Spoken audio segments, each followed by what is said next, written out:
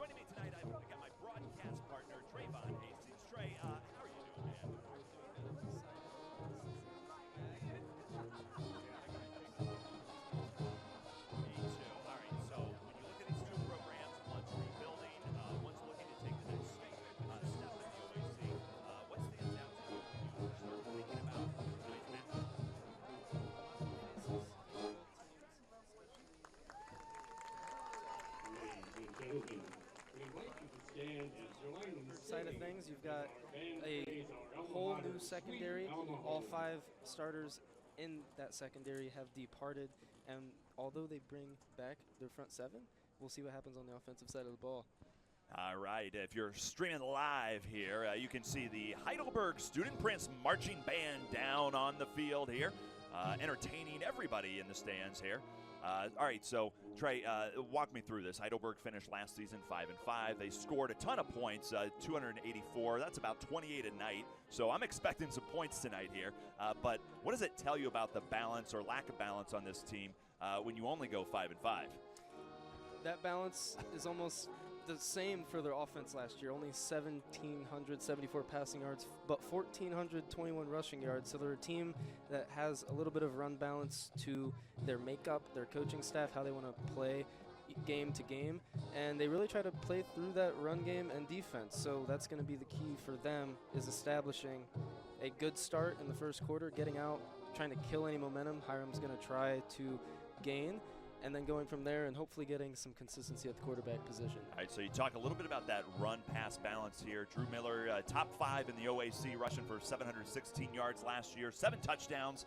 How important is it to establish that running game tonight for Heidelberg in order to help out your quarterback, like you mentioned? That's going to be their I was trying to establish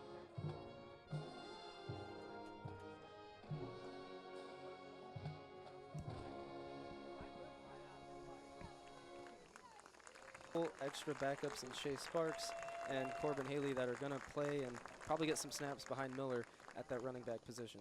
All right, so quarterback play last season, a little bit of a question mark. Alex Aldridge averaged just 86 yards passing.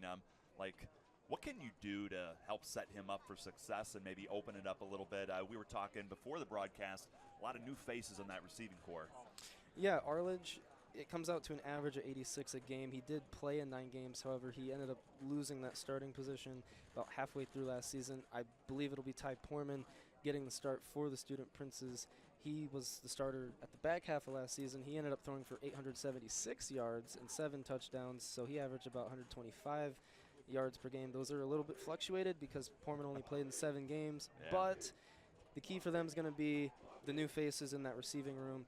Dimitri Peters is going to have to step up after being receiver 4 last year. He's going to be receiver 2 alongside Poorman's brother Cole in that receiving department. Poorman with 275 yards last year and Peters with 233 as a downfield threat. But I think it's going to be Heidelberg's run game that's going to try to relieve some of that pressure off of the new faces in the receiving corps as well as those quarterbacks. If we see 1, 2, or potentially 3 of them as well with Lance Rickle back as well as more of the dynamic option. You just saw the Heidelberg Student Princes coming out onto the field all decked out in their orange tonight, top to bottom, looking sharp down there. I really like it. So let's flip the switch here a little bit. We're about 8 minutes away from kickoff here from Tiffin, Ohio. Really excited. Risen Field, beautiful night. Couldn't ask for anything more. Talk about defense here, Trey. Ferris led the team in tackles. He's back. What role does that leadership play on that side? How can it help him? We're going to take a moment for the national anthem.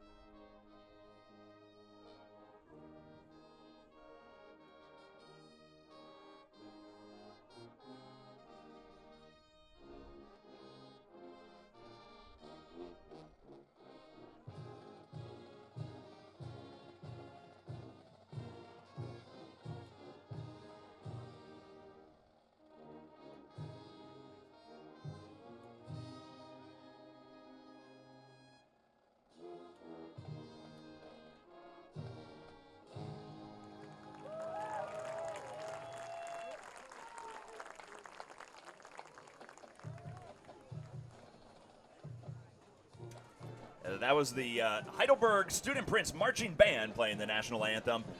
Dominic Helmstetter, Travian Hastings here. And we're talking Heidelberg, Hiram tonight. And let's get back to defense here. We're getting into it a little bit. Ferris is back leading the team in tackles. Tell me a little bit about the leadership that he can help bring to this defense tonight. Well, he is long as well as, the other returners on that Heidelberg defense are going to be probably the biggest key to how this team's season is going to develop. Ferris did lead the team with 61 total tackles as well as a sack, but they do lose the production of the dynamic all-around defender, Easton St. Clair, who had 3 sacks last year as a nickel defensive back.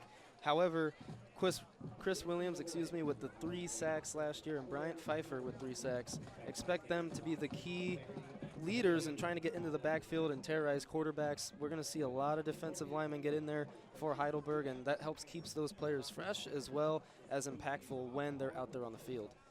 All right, we are 6 minutes away from kickoff tonight here from Risen Field in Heidelberg, right in the middle of Heidelberg campus. I think it's really the best way to put it here. Heidelberg's got the orange unis tonight, and Hiram, they're going to have white with those blue helmets. So let's talk a little bit about Hiram here. They had a bit of a tough year last year, and they finished 0-10, and they've got a new coach coming in, Xavier Dupree. Let's talk a little bit about culture. What do you think really needs to happen for them to flip the switch, change the losing culture that existed last year, and make it tough here for the Student Princes? I think the biggest thing you can preach as a new coach coming in game one is not losing that kind of competitive spirit as the game wanes on, and there might be games where they are trailing by a lot, but you got to continue to fight until that clock has zeros on it in the fourth quarter. Additionally, they have continued to struggle the last few seasons, and they've had multiple coaching changes. So hopefully, if you're Dupree, you want this to be a mainstay. You want to stay there, and that's how you want that to go. But they have to improve defensively if they want to be more competitive in games this season, giving up over 30 points per game last year. And I think that's the first step to really being more competitive in some of these games. All right, so you mentioned they give up over 30 a year last year. First step in trying to flip that. They're going to have a tough task here with the Heidelberg running game. But when you're facing a team that's dominated this series, I mean, Heidelberg's won 8 of the last 10. How do you prepare to overcome that mental hurdle? It definitely can be a challenge, and I think although this is a very one-sided, we'll say, rivalry for a season-opening game, season-opening series, it is important that Hiram gets out to a good start because they can catch Heidelberg sleeping, especially in the first quarter and a half.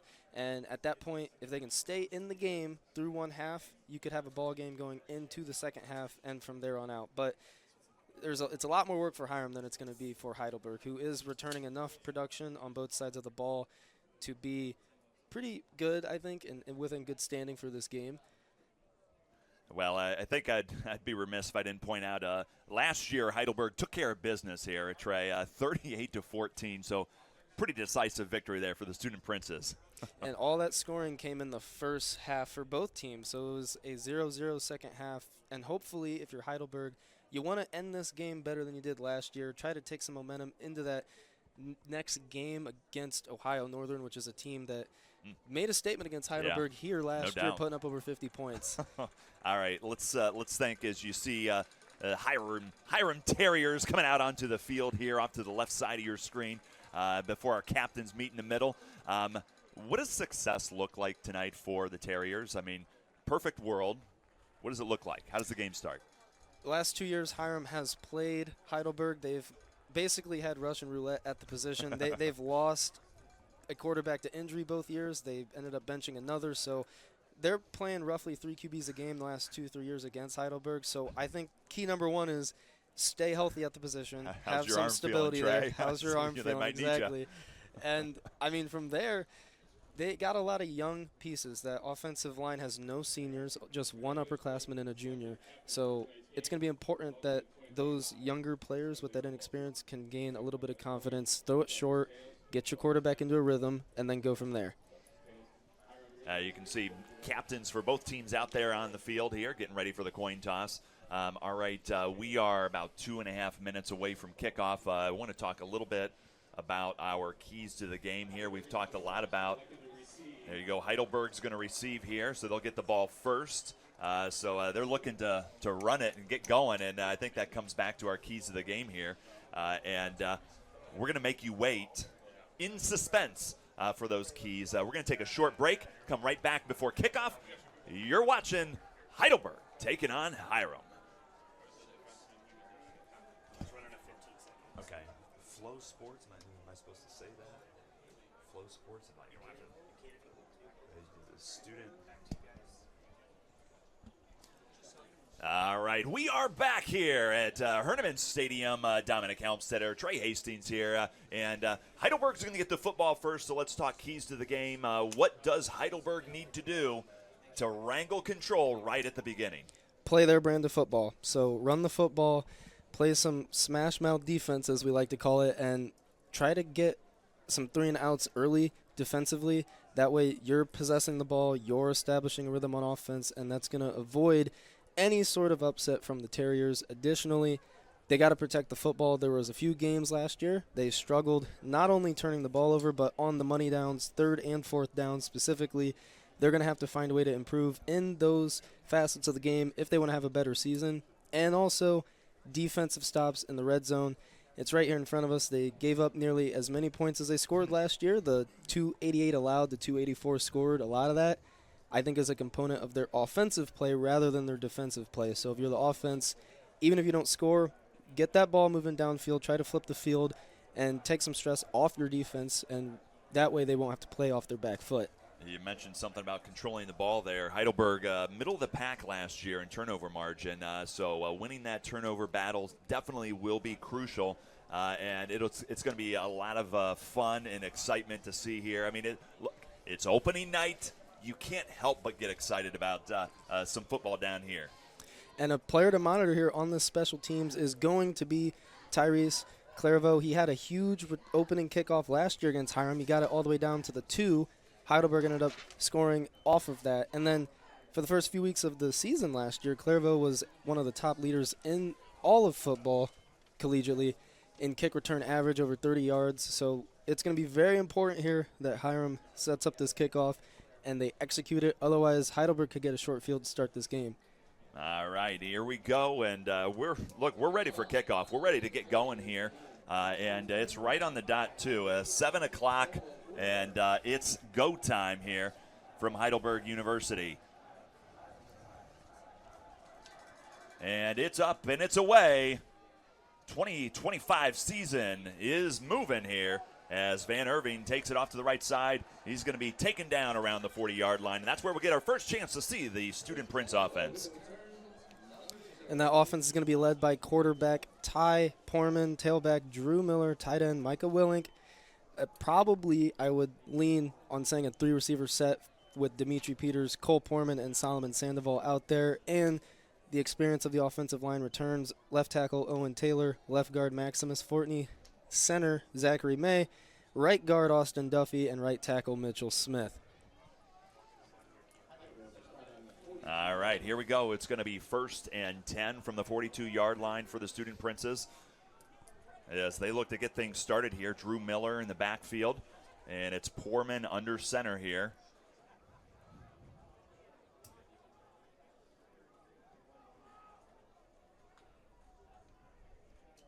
And we're off and away. Porman is going to be taken down for a loss. Hiram getting the sack here. Not the way we would like to see it started there. And big number 32 with a sack. Big questions for Hiram defensively. And Gennaro Taylor gets that sack, the sophomore defensive end.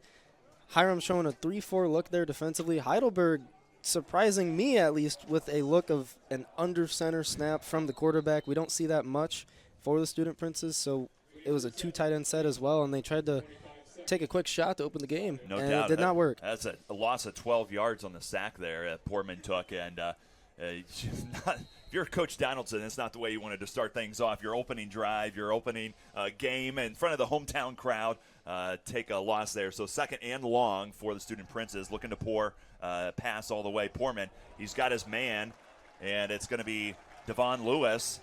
Huge gain for the Student Princes. And Lewis in coverage there, his brother Cole Porman making the reception. Good throw by Porman and much better protection from the offensive line. Great job by Lewis taking it in. Now it's going to be 3rd and manageable here. With only 5 yards to go for the Student Princes. So they've got 3 split out left, 1 to the top of the screen as you're watching here. Porman from the shotgun. Miller in the back. Porman looking to pass, 3 straight passes. He's got his man. There it is, number 24 with a big 1st down catch. Nice catch there from Sandoval. He runs a corner down the field. Porman has all day to throw, and eventually Sandoval breaks through that zone coverage for a nice catch. And Heidelberg's going to go big time tempo here. Moving it up 3 split out wide to the right, and you're going to hand it off to your main man, Drew Miller, who's hit right around the line of scrimmage and pushed out of bounds around the 32. And he was able to take some contact early and actually managed to get about 3-4 yards. So it's going to be a 2nd and manageable here for Heidelberg, which is going to be very important as this game wanes on. Miller, the leading rusher from a year ago, looking to reestablish that lead role for the Student Princes as he gets a 2nd straight handoff off to the right side, works his way forward, should be enough for a 1st down. And despite his smaller stature, Miller's a very good runner in between the tackles. He takes that one up through the right side of the O-line, and he moves the chains for Heidelberg. The junior tailback's listed at 5'7", 165. Couldn't have said it better. He certainly can hit that gap when he needs to. 1st and 10 from the 20-yard line, and it's going to be Miller again right up the middle. Strong gain by the junior tailback. Another 8 yards for Miller, and this is the Heidelberg we expect. They want to run it early on 1st and 2nd down, get into those 3rd manageables, and then from there, the whole playbook is open.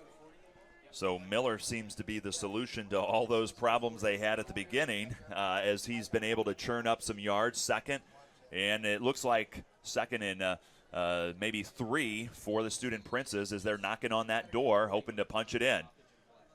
Official timeout down there, kind of wait and see what they have to say about this. But Drew Miller's been doing one heck of a job. He's had 3 straight runs, 4 yards, 9 yards, 7 yards. And Hiram's had a really difficult time slowing him down. I'm not exactly sure what the stoppage is for. I think Donaldson's trying to figure it out, too. He takes his headset off. That's usually the moment where coaches start yelling. We did not get an official clarification there. So it might have been something on them, the flags, or something with the clock as well. But we're going to get back to the action here. Heidelberg with a 3-receiver set. All right, 2nd down for the Student Princes. We're at 12 minutes here in the first quarter from Tiffin, Ohio.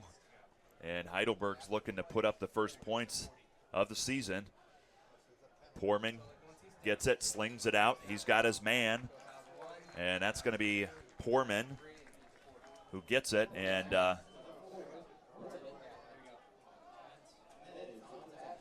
not seeing the signal here. Is that third down? Third and short. Yeah, they're going to call him short. Yeah, all right. I kind of paused waiting for it. I'm like, ooh, did he get it? Nope. So it's going to be, we'll call it 3rd and 1 to go is what the scoreboard says. So let's see what they've got for us here. Drew Miller's kind of been the go-to guy here the last couple of sets.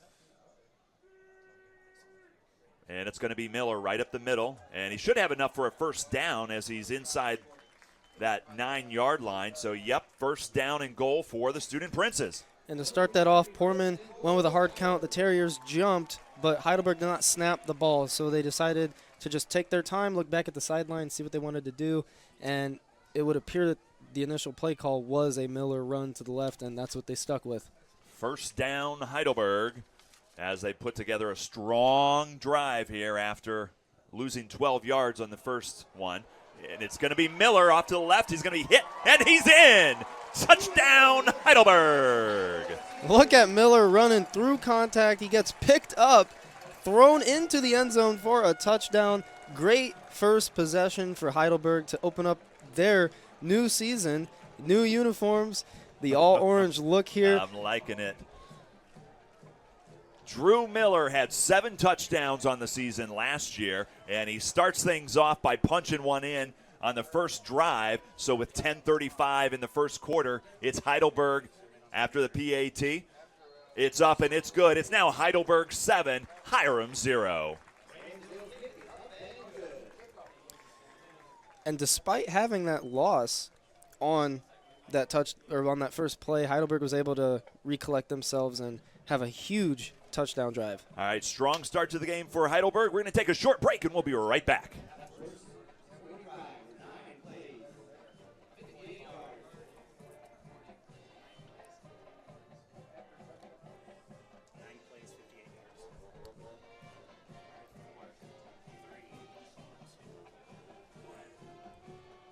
Welcome back to Herneman Stadium in Tiffin, Ohio, as the Heidelberg Student Princes just marched down the field on a 9-play, 56-yard drive to punch it in and score the first touchdown of the evening. They've got a 7-0 lead over the visiting Hiram Terriers. Dominic Helmstetter, Trey Hastings here, and what a drive. You were not lying. You said, hey, establish the run, and it worked out well for him.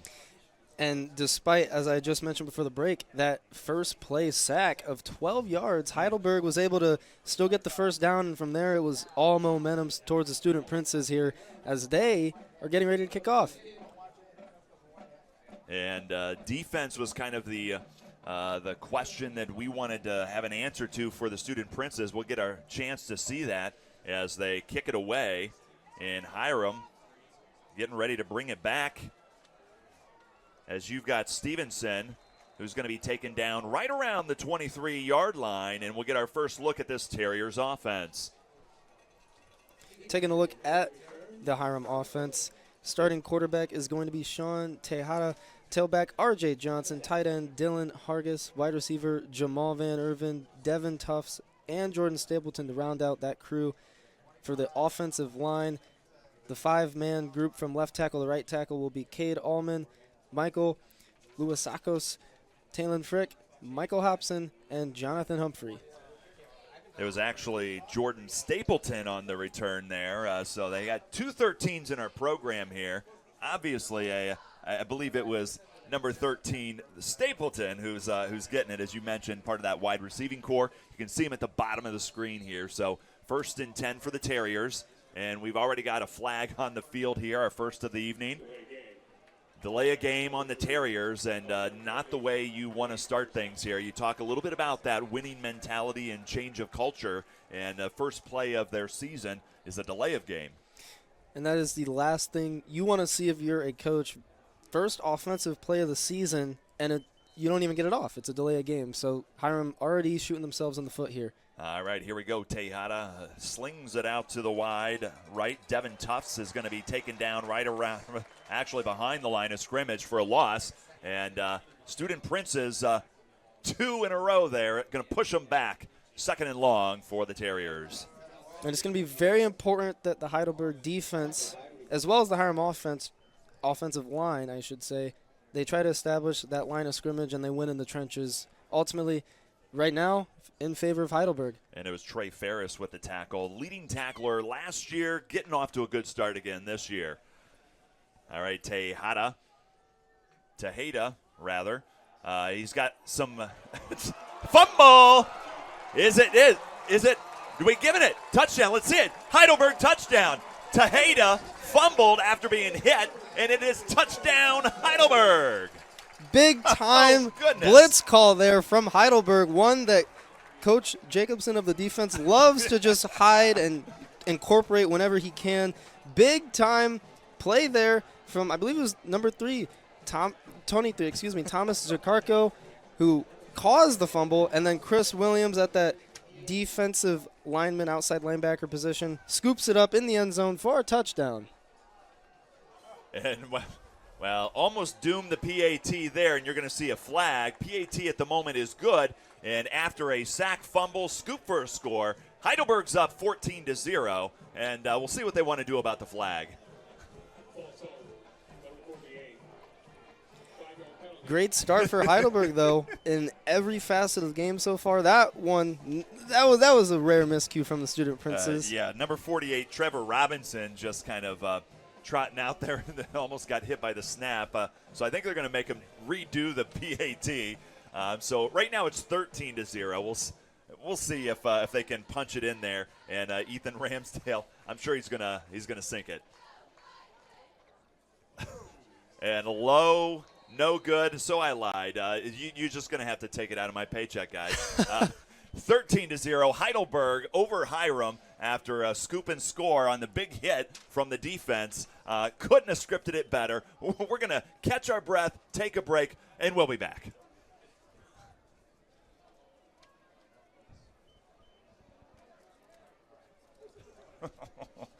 Oops, I doomed them.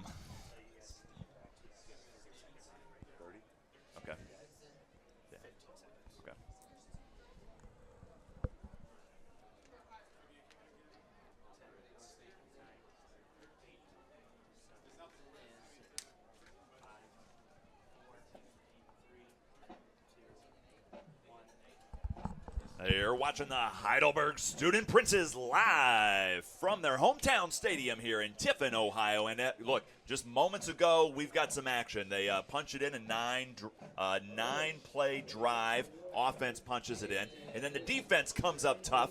Strip sack. They get a score. 13-0. That's your score right now. Heidelberg over Hiram. Pretty good start. I'm liking it. And it was an exotic blitz from Heidelberg's defense with the corner on the short side of the field that ended up drawing that fumble, scoop and score touchdown.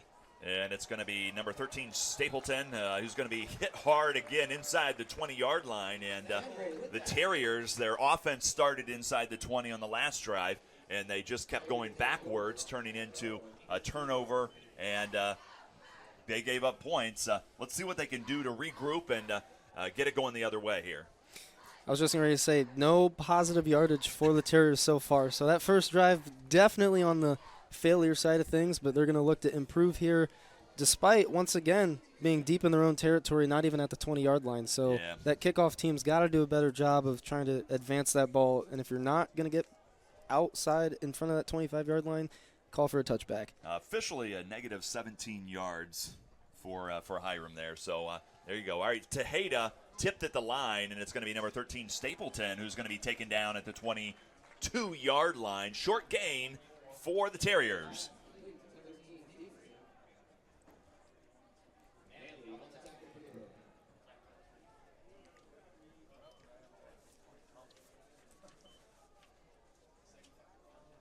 Hiram taking their time here. They're looking at the sideline. They're not in a big rush despite being down the 2 scores. Heidelberg once again showing blitz. 2nd and 5 for Hiram as It's going to be number 5, R.J. Johnson, who's going to be tackled right around the line of scrimmage. Short gain. That'll bring up a big 3rd down for the Terriers here, as the Heidelberg defense hoping to continue this trend of good play and able to stop them for a 2nd consecutive drive. And I think it's important for Hiram just to get positive yards. You don't want to have what you had on the first drive. You want to be in situations like this, those short to medium 3rd downs, and this is where you have to execute. Tejeda from the shotgun here. A bunch formation at the top of your screen here. Tejeda looking toward that bunch formation. He's got his man, and that should be enough for a 1st down, as it's number 9, Devin Tufts. 1st down, Terriers. That was a really nice throw there from Tejeda. He was able to throw that into a window of about 3 to 4 Heidelberg defenders there sitting in zone and find his man for a Terriers 1st down. So it'll be 1st and 10 from the 33-yard line for Hiram. 8 minutes left here in the 1st quarter of play. Heidelberg 13, Hiram 0. So the Terriers have a little making up to do. Tejeda swings it out to his tailback. And it's going to be number 5, R.J. Johnson, who's going to be taken down after a short gain. And once again, Ferris in on the tackle. He's very athletic and he's quick at that linebacker position. So he's able to get sideline to sideline pretty well. And he did that there, stopping that gain for just 1 yard for Johnson. Johnson listed as a 5'9" sophomore. See a lot of him tonight. So it's going to be 2nd and 9 from the 34-yard line for the Terriers, as Tejeda trying to lead his team to some points here. And it's going to be Johnson again, right up the middle, puts his shoulder down and gets a short gain, so it'll be 3rd and long for Hiram. And I like that they're not going away from the run game, despite the score, despite the lack of success so far doing it. Eventually, a run's going to break through, and they're also going to wear on that Heidelberg defensive front, and that'll make it easier for those running lanes to open up. 3rd and 7. Hiram trailing by 2 scores. Tejeda looking deep. He's got a man open, and he drops it. No, number 6, Jamal Van Erven, wide open, had a step on the defender, unable to bring it in. And he got open there on the defensive back, Weaver, at the top of the screen. He just needed to catch that one. That was a beautifully thrown ball. It was a pretty simple catch and run for a touchdown, but he drops it, and the safety Reese took a poor angle there that probably would have put him in better position to make a play on it, but he let that ball get out in front of him. They dialed up the exact play that they needed for that 3rd and long, unable to convert with the dropped pass, so it's going to bring up 4th and long for Hiram. They're going to be forced to punt the ball away, and Heidelberg just sitting back there waiting, can't wait to get another shot at the end zone. Flag on the field here. It might be another delay of game. Yeah, that's exactly what it is. Their 2nd delay of game on this drive. Well, actually, they had a delay of game last drive and now on this one. So 2nd delay of game tonight. And that's one for the offense and one for the special team. So I like that they're taking their time, but they're doing it a little too conservatively. They got to get things rolling and know how much time's on that play clock. And it's a fumble. And the punter could do nothing except jump on the ball, and that's a bad start for number 15, Brandon Stewart, as he just unable to get it away. And guess what? Heidelberg's got excellent field position on this one. Once again, they had a pretty good return there from Clairvaux to open up the game at about the 40 to 45-yard line. And then, obviously, the defense punches in a touchdown for Heidelberg, and now they're getting the ball inside the red zone. So I would expect a lot of Drew Miller here, as he already is up to 5 carries and 30 yards in this game with a touchdown. Yeah, so a lot of miscues so far tonight for Hiram. They had a sack, strip, fumble. They gave up a touchdown. They had a missed pass that could have converted, and you see Heidelberg's number 9, Drew Miller, taking the carry. He fumbled. Yeah. Then the punter fumbled, giving Heidelberg excellent field position. Those miscues really kind of costing them right now as they've got a 13-0 deficit. It looks like Heidelberg's going to hold on to the ball after the fumble, and Drew Miller's going to have to hold on to it. Center Zachary May there, the man that comes up from the pile with the ball. Always fun for the officials to try to get into that scrum and figure out who has the football. But despite that, Miller, I think Hiram's expecting him to get the football here, so maybe see some play action from Heidelberg. Poorman looking to pass and tipped away, and there's a flag on the field. So we'll wait to see what this one is. But number 4, Cole Poorman was the intended receiver. And Poorman with another hard count. Terriers jumped. Heidelberg snaps it. So believe they thought they had a free play here, and then there was a lot of contact on the receiver, Cole Poorman. So either way, this is going to move the chains just a little bit more forward for Heidelberg. It's going to be a much shorter second down from 2nd and 7 to about 2nd and 2.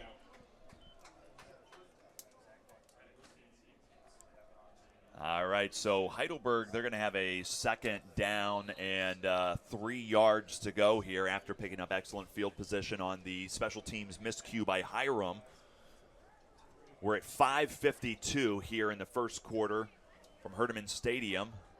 Heidelberg, oh, a little bump there in the end zone. No call, incomplete. Flag in the backfield, though. Dimitri Peters, the intended receiver for Heidelberg. But, yeah, you're right, Trey. Flag back by the 20-yard line here. Which is about where Poorman was at. So this could be a roughing the passer penalty on the Terriers. You got it. Great call there. So Heidelberg's going to get all that much closer to the end zone. About the play, though, Poorman had his tight end, Seth Ray, wide open at the top of the screen. He didn't look his way at all, though. I think Poorman's got to try to go through his progressions a little bit better. That would have been an easy catch and touchdown for the Student Princes. But either way, they're inside the 5. All right, 1st and goal from the 5-yard line here as Poorman gives it to Drew Miller, and Drew Miller already has 1 touchdown on the night, trying to make it 2 as he's stopped just short of the goal line. Nice run there from Miller. We've talked about this. He is a smaller running back, but he really just bounces off of contact, and I think we're going to get a tush push here. And it's going to be Poorman in all the way. Flag with a flag. Flag on the far side of the field here, so we'll wait to see if Ty Poorman gets to keep the touchdown. Coach Donaldson signaling a 1, so this looks like it's going to be probably a defensive offsides on Hiram, which would be a Heidelberg touchdown. More miscues if that's true.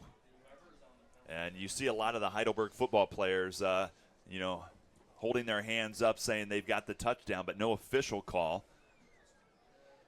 Illegal substitution, 12 men on the defense. So illegal substitution, 12 men on the defense, and it's going to be touchdown Heidelberg. So Ty Poorman gets to keep the rushing touchdown, and that's going to give Heidelberg a pretty nice 19-0 lead with 5:24 left in the first quarter.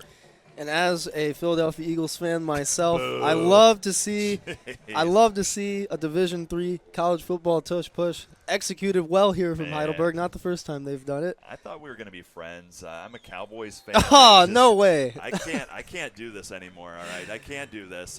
Talking about the Eagles Poor over Micah here. Parsons. Oh, it's just jab after jab here. Hey, did you hear the Eagles trading for Micah? Yeah, it's propaganda. That's what it is. So, all right, I need a break here. I need to go get a nice drink.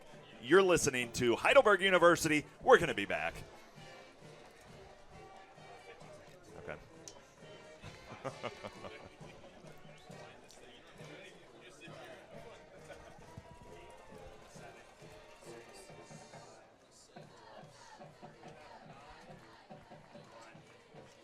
Welcome back to Heidelberg Stadium in Tiffin, Ohio, as the hometown Heidelberg Student Princes have a commanding 20-0 lead over the visiting Hiram Terriers. 5:24 left in the first quarter, and I think everything's gone right for the Student Princes.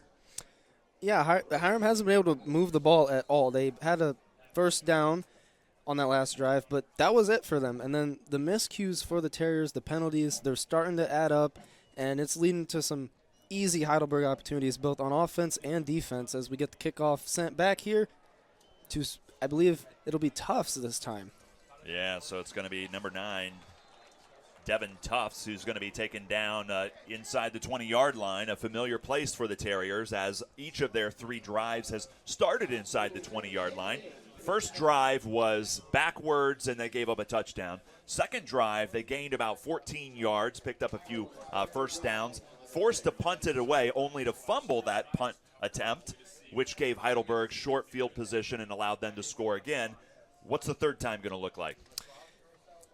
I'm going to say a lot of short yardage. So Tejada is 3 for 4, which you like to see, but it is just for 14 yards with a long and 9. So I think Hiram just wants to work that short game, whether it's running or throwing. All right, number 5, R.J. Johnson, wrestled to the ground behind the line of scrimmage by the Heidelberg defense here. And it's going to be big number 36, Mason Villarreal. And that's going to take Hiram's rushing yard statistic from 5 carries, negative 28 yards, including that special teams botch, to what will be 6 carries and probably negative 31, I would have it counted up as. Yeah, that's rough. They've got an average of a negative 4.7 yards per carry. That's wrong direction, as you see number 13, Stapleton, get drug out of bounds right around the 22-yard line. So that'll bring up third down for the Terriers here, as they've got some work for their offense to do here to keep this game competitive. We mentioned it already, but Heidelberg won last year 38-14, and they've won 8 of the last 10, and they certainly want to keep that winning trend going here as you see a 20-0 lead. Tejada got his man, and it's going to be number 9, Tufts, who's going to be taken down just short of the first down marker, I believe. Or are they going to give it to him? I think they're going to give it to him. First down. Interesting. It looked like he kind of just gave up and fell short of the yardage there. Jacoby had a chance to make a one-on-one tackle. Good job there by Tufts to break loose, and we'll say get the first down. Yeah, Alex, can we get a replay on that spot there? I don't know if I believe it here. Well, first down for the Terriers here from the 27-yard line, and it's going to be Tejada. Tejada, he's got it incomplete, and his intended receiver kind of had to twist around just to figure out where the ball was. Yeah, it looked like another attempt downfield for Hiram against Weaver with Van Irvin. So he got open again. That ball not as well thrown by Tejada, but he had pressure in his face. He kind of lost his footing, and he kind of just tossed it up and tried to give his guy a play. All right, here we go. 2nd and 10 from the 27-yard line. They're going to hand it off and hit behind the line, but he bounces back, and it's going to be R.J. Johnson spinning up to the 40-yard line. It might have enough for a first down for the Terriers. Ooh, R.J. Johnson with a Herculean effort there as he bounces off a couple defenders and plows his way forward for a first down. And that's a big play for both teams there. It looked like it was Williams that got in the backfield. Somehow, some way, Johnson broke out of that tackle and got a huge gain for the Terriers offense.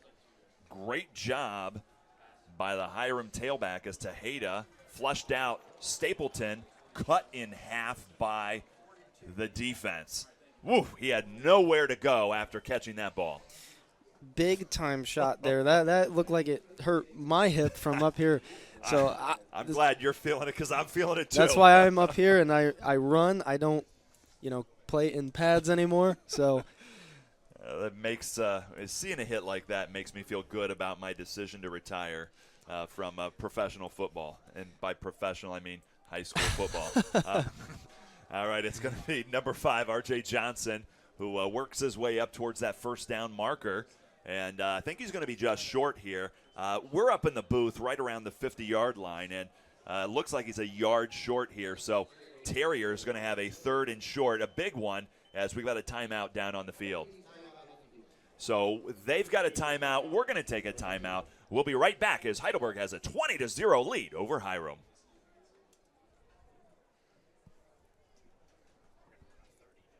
Okay.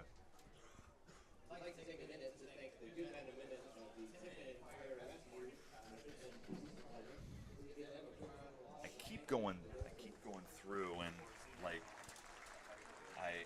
I want the results of their last drive. I want to know how many plays, how many yards, and I want to be able to say that.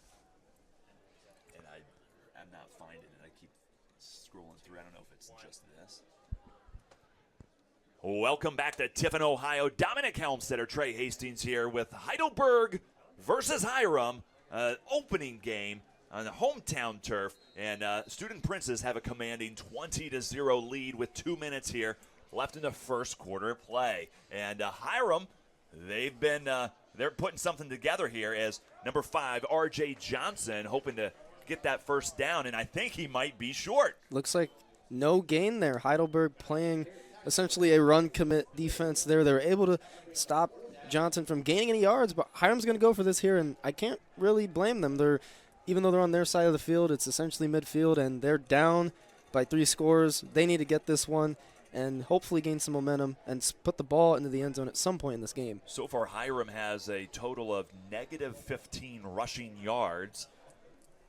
Not gone well for the Terriers so far tonight. Let's see if they can get a positive and convert as they're hit right at the line. This is going to be close. It depends on the spot. Looks like they called him short. And you've got both sides saying they've got it. Hiram saying they got the first down. Heidelberg saying they've got the ball. And you can even see Coach Donaldson emphatically on the 50-yard line saying, we've got it. We stopped them. And unlike the last controversial first down, which I thought was short for Hiram, I thought this one was right at the line. So it's really just going to depend on the spot. And we're going to get the chain gang. Yeah, they're getting the chain gang out there. They're going to get their steps. I hope they fired up their Fitbits. Our first chain gang of the season. Yeah, definitely. So, all right, we need some, like, chain gang music over here to kind of serenade them out to the middle of the field. Get your keys and jingle them. Exactly. I like that. I like that. I mean, just look through here. Rushing hasn't worked out for the Terriers. Tejeda, he's been under duress really all night long. I mean, Heidelberg's just kind of been doing what they've wanted to. They've taken advantage of the inexperience on the offensive line for the Terriers, and although it's going to say Heidelberg has a 2.7 rushing average, if you look online, it's actually much better than that if you factor out that sack. And it looks like 1 inch. By a centimeter. Wait a minute. Hold on. They're playing with this. Oh, we see what they cheap. did. That is cheap right there. Okay. See what they did there. Yeah, they were. That's sneaky. As you got a nice. They held it there for a little bit did, and then extended it by about another foot. That you, questionable decision there from the officiating. You guys got a really nice look on the TV screen from the comfort of your home. We're up here in suspense, but Heidelberg holds fast, and another defensive stop here for the Student Princes. And offense, great field position. This is the worst field position they've had today, it feels like, and they're right at midfield. Yeah, second worst outside of that first possession at about the 45-yard line, which is very good field position even then. Poorman looking deep, pressure, throwing deep. Oh, incomplete. The intended receiver was Dimitri Peters, and no good as the Hiram defender. He dropped it. He had it. He dropped it after a nice little shove there, a little two-hand elbow shove to Peters. Thought we might get a flag. Nah, they're going to let him play. Officials called a love tap. Yeah, they're going to let him play. I don't mind the no call, though. So with the incompletion, 2nd and 10 here from the 47-yard line. Heidelberg already over midfield with a favorable position after a strong defensive stop. And they're going to give it to who else? Drew Miller as he works his way out to the left side. And he's going to be drug out of bounds right around the 31-yard line. First down, Heidelberg. And I like what I'm seeing from the Student Princes. As coaches, you always want to find ways to evolve. They're getting under center more. They're using more 2 tight end sets. We see it there. And they actually run away from the 2 tight ends with Miller on a counter, and he's going to take it for a big first down. Miller's just been doing an outstanding job tonight, leading the team in rushing, and you see him again off to the right side as he finds his way to the 30-yard line here.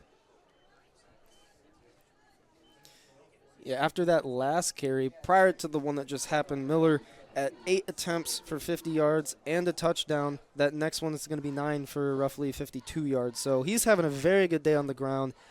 Again, that rushing attack fluctuated a little bit by that 11-yard sack to open up the game, but otherwise they've been very efficient in the run game. 2nd and 8 for the Heidelberg Student Princes from the 30-yard line. Heidelberg with a 20-0 lead as the first quarter is starting to wind down, and he finds this big tight end here. Woo-hoo!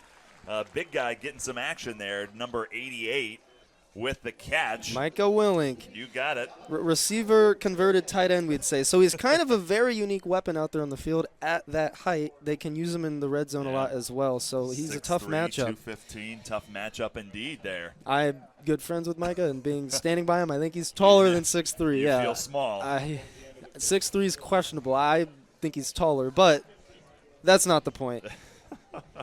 Well, at the end of the first quarter here from Tiffin, Ohio, you've got Heidelberg University. They're driving, and they've got a 20-0 lead over Hiram.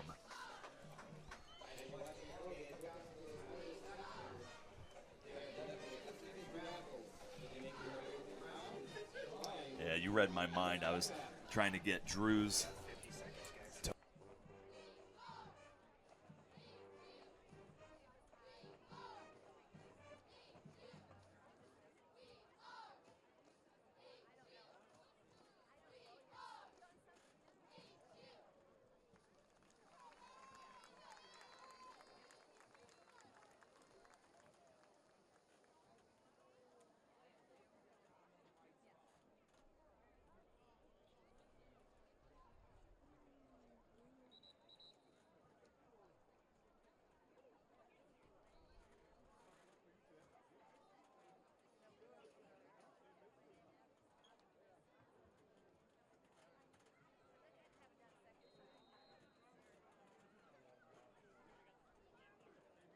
And we're back in Tiffin, Ohio at Herniman Stadium, and the Student Princes with a commanding 20-0 lead over Hiram here. And, of course, the offense has the ball, and Hiram will get the ball first in the second half. We do want to point that out. A little silver lining there for the Terriers. But this Heidelberg offense has just been doing what they want, and you see it right there with number 9, Drew Miller, kind of been having his way. 52 yards leading up to that rush, and is just going to keep adding to it. 52 in the first quarter alone, 9 carries as well alone in the first quarter. So we want to do, pacing it out. That's 36 carries over 4 quarters. Don't think he'll end up playing all 4 quarters, but he's been the workload of the offense for Heidelberg so far as we get a jump on another hard count. Flag on the field there at the top of your screen. And we're going to see if who jumped first, because it was the left tackle that kind of tapped the defensive end on the helmet there.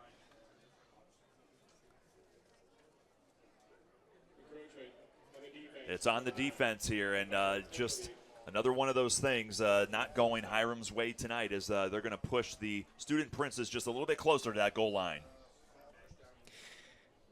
And if you're Heidelberg, obviously, this is a ball you want to put into the end zone. I think this would be 4-down territory for them with the 20-0 lead.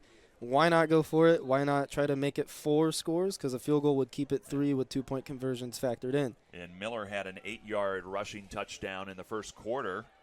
That was the first score, and he's trying to get another one as he's corralled by at the line of scrimmage here by this Hiram defense. And that either was supposed to be a misdirection counter or a miscommunication between Poorman and Miller. Poorman stepping to his left off that handoff right into Miller, though, and it looked like they almost ran into each other. So that's going to be probably, I'd say, a no-gainer for Miller. But Heidelberg's probably going to air this one out on third down. Second down, excuse me. Yeah, second and goal from the 7-yard line. Poorman gives it to Miller. Miller off to the right side. He's hit. Is he in? He's going to be close. They're going to call him just short of the goal line there as number 9, Drew Miller, diving towards the end zone. And you can see the Heidelberg offense trying to hurry up. And Miller actually in the end zone as he comes out of the pile. So I would say that was probably a touchdown. But Heidelberg's going to once again use my favorite play in football, the tush push. Boo. And Ty Poorman, I think there was a timeout before the snap here. But number 7, Ty Poorman, the quarterback, he's got 1 rushing touchdown tonight as well. So it's kind of a battle between Miller and Poorman. Who can score more rushing touchdowns tonight? This is the Jalen Hurts, Saquon Barkley effect, where the QB, you get it to the one, you don't go say with those the names. Hey, our teams play each other in 22 minutes, so yeah, go Cowboys. Fly, Eagles, fly. Oh, boo. All right, let's try this again over here. And it's going to be number 7, Ty Poorman. Easy. Touchdown, Student Princes. In all seriousness, that tush push is really hard to defend because it really is a battle who gets lower and can kind of create a push on the line of scrimmage. And now we get a flag late. Flag down on the field there. And so we'll see what kind of extracurriculars were going on while we were talking about how bad the Eagles are. Yeah, Coach Dupree having a pretty heated conversation, if I was looking at his nonverbals, with the official up top. So Unhappy. I'm curious what the flag is. Unhappy, I think, is how we could describe those nonverbals.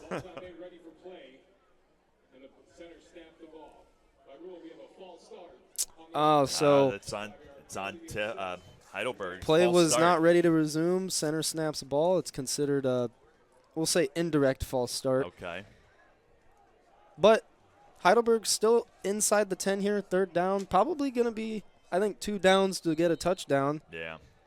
All right, so take those points off, 20-0. With the false start here, they got to give it another try. What was an easy touchdown score, now a little bit more challenging as they've got a few extra yards to take. So it'll now be third down. It looks like they're at the 7-yard line. So let's call it 3rd and 7 here as you've got number 7, Ty Poorman, from the shotgun looking to pass. Pump fakes, runs. He might get it anyways. And he does. Touchdown, Poorman, as the Heidelberg Student Princes get it back. What a crafty play there from Poorman. I was going to say, if I was able to get that in pre-snap, that I think they're going to look for Willink. He was in the slot on a trips look to the top of the screen. He ends up running a corner to the back pylon at the top of the screen. Poorman wanted to go that way, had pressure in his face, pump fakes, and then takes it the other way down the short side of the field for a touchdown. So really good play and athleticism from Poorman to put that one into the end zone for the Student Princes. Absolutely, here as Heidelberg scores again. And the PAT is up, and it is good. That'll make it 27-0. Heidelberg over Hiram. You're watching live here from Tiffin. We'll be right back. For over a century, UIS Insurance and Investments has stood by families, businesses, and communities, offering trusted protection and guidance. From insurance coverage to investment planning, we're your one-stop shop for securing today and preparing for tomorrow. We're honored to continue that tradition as proud supporters of Heidelberg University. To the students, faculty, and alumni, thank you for letting us be a part of your community. UIS Insurance and Investments, protecting what matters most while helping you plan for the future.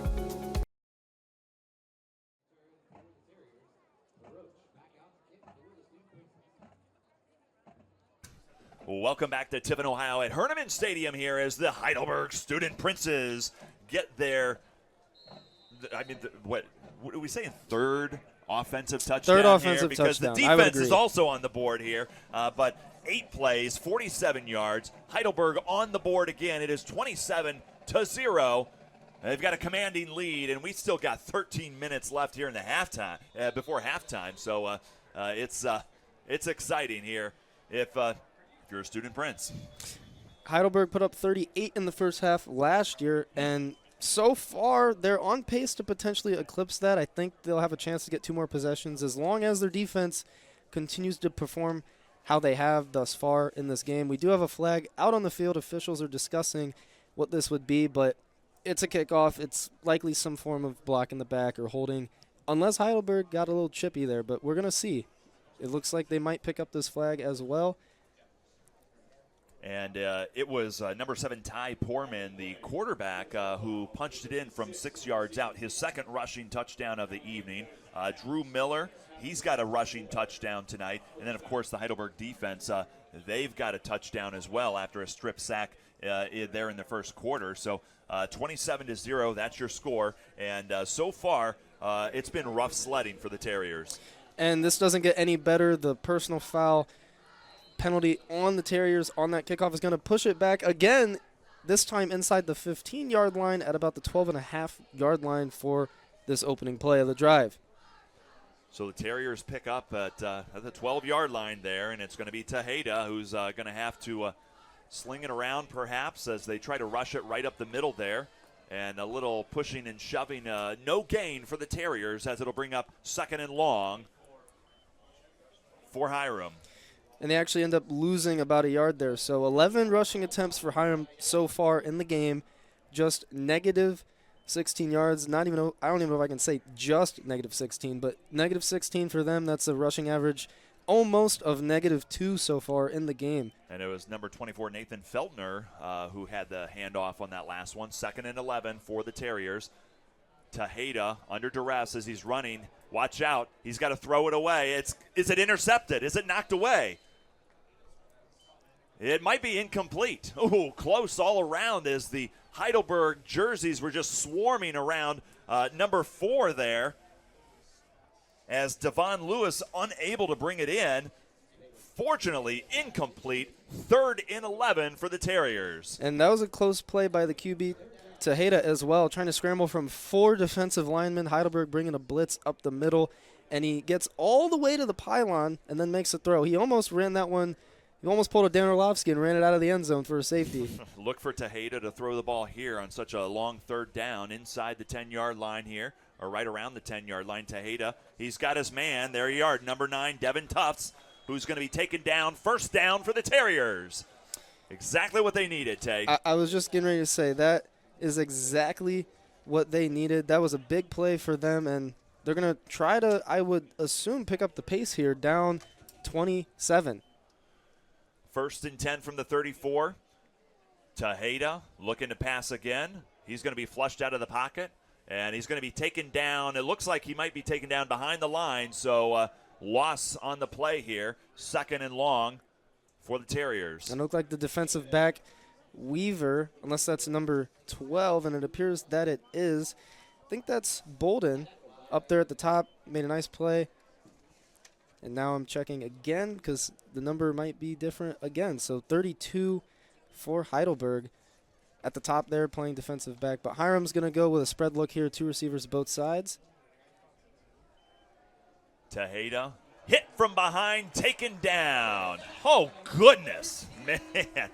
That was a fierce hit by number 13. Bryant Pfeiffer. Thank you. Big time sack. And that tackle up top went to Austin Niederkorb. Wanted to, give him his shout out for the tackle up top. But this is going to be another long 3rd down for the Terriers. Right now, that 22-yard Devin Tufts reception kind of going by the wayside as they're going the opposite direction since then. It's now 3rd and 20 from the 26-yard line for the Terriers, and they're going to have to dial up another pass here. 10:30 left in the half, and they need some points. Yep, and they got trips to the bottom of the field here. They're going to try and throw it. And it's going to be not enough. Just a conservative play call there, a screen. Try to advance it up a little bit and hopefully flip the field. Yeah, R.J. Johnson got some positive yardage on that one, but not nearly enough for a 1st down, and going to force them to punt it away. Last time we saw the punting team out here for Hiram, they fumbled it away, giving Heidelberg premium field position that led to a quick score by Ty Poorman. Let's see if they're able to kick it away and get it going here as make Heidelberg work a little bit. Which is actually ironic because in last year's game, Heidelberg was the one that muffed a punt in the end zone for Hiram. So a little bit of get back for the Student Princes. Close right there as they get it away. And Heidelberg, they've got it as it looks like Chase Woodruff on the return for the Student Princes. And I do believe this will be the worst field position of the night for Heidelberg. It will be. We can confirm that. Still good, though. I mean, Exactly. 35-yard line, the average starting field position is, I would say, roughly midfield or closer, considering they got the one possession inside the red zone. So math abiding, that'll come probably at halftime. They have phenomenal field position. We're going to work on it here, but just know, trust us, just know this is not usual. They've gotten good field position. So 1st and 10 for the Student Princes from the 35-yard line here. And we're going to get a new man in the back, and he's off. Oh, goodness. We've got number 30, Kalen Leemaster with his carry, and oh, my goodness, fresh legs. Burst through the line there. 1st down, Heidelberg. Almost took the first carry of the game to the house, and Heidelberg going to pick up the tempo here. Where has Leemaster been all night? He gets a 2nd straight carry, and oh, there you go. Up and over the defender. Another strong carry for the sophomore tailback. And this is the beauty of how Heidelberg plays that running back position. They've got multiple guys that they feel confident in and they can throw out there. And I think this is a breath of fresh air, a much-needed one for Drew Miller. Look, you said Drew Miller wasn't going to play the whole game, but I didn't realize that this is what they had behind him. A real spark plug here for the Student Princes. 2nd and 4 here as Poorman looking to pass. He's got a wide-open receiver. Did he get it in bounds? And no, incomplete. So that'll bring up 3rd down for Heidelberg. It was 88 Willink, despite being 6'3", wasn't able to get his feet in bounds on that one. Good diving catch, just out of bounds. Heidelberg going with a play-action draw there to try to get the defense sleeping. Did not work, though. Looks like there's a quick official timeout down on the field. Not sure what they're... Little injury timeout here for Willink. Think they're just going to play it safe, take him off. All right, well, let's take a timeout up here in the booth. You're watching Heidelberg football. All right, we're going to stay here. 8:33, 27-0, and things have been looking great for Heidelberg so far. And they've racked up, what do we got here? 17 rushing attempts for 4.5 average. They've got some pretty good stuff going here as they've kind of manhandled the other side, and they've got 134 yards there. So, yeah, that's not bad. And that next rushing attempt for Lee Master was short of the 1st down. Heidelberg with a 4th and about, we'll say, 1.5 yards here. They're going to go for this. 3 plays, 23 yards so far. Flag on the field here as Poorman Successful is hard throwing count. Deep. He's got his receiver knocked away. Incomplete. Dimitri Peters, the intended receiver for Heidelberg.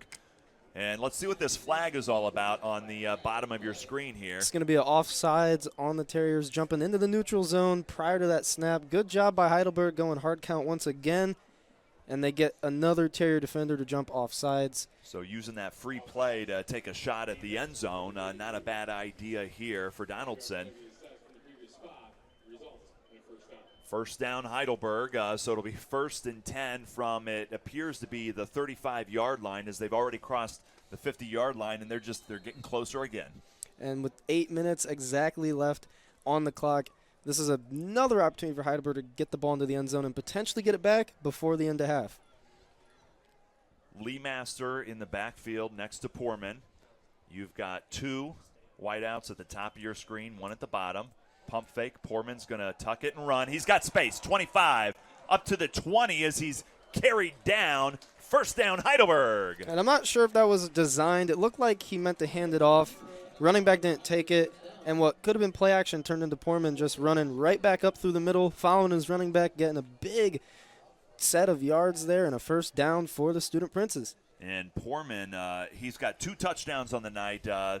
7 yards before this, so that add to that total here as he looks to sling it. Incomplete as he overthrows Dimitri Peters, and another flag on the field. And there was a big shot there taken by Poorman that definitely made that throw a little inaccurate, but I guess contact at the top of the route with Peters on that post-ish slant route is going to likely be even better field position for Heidelberg.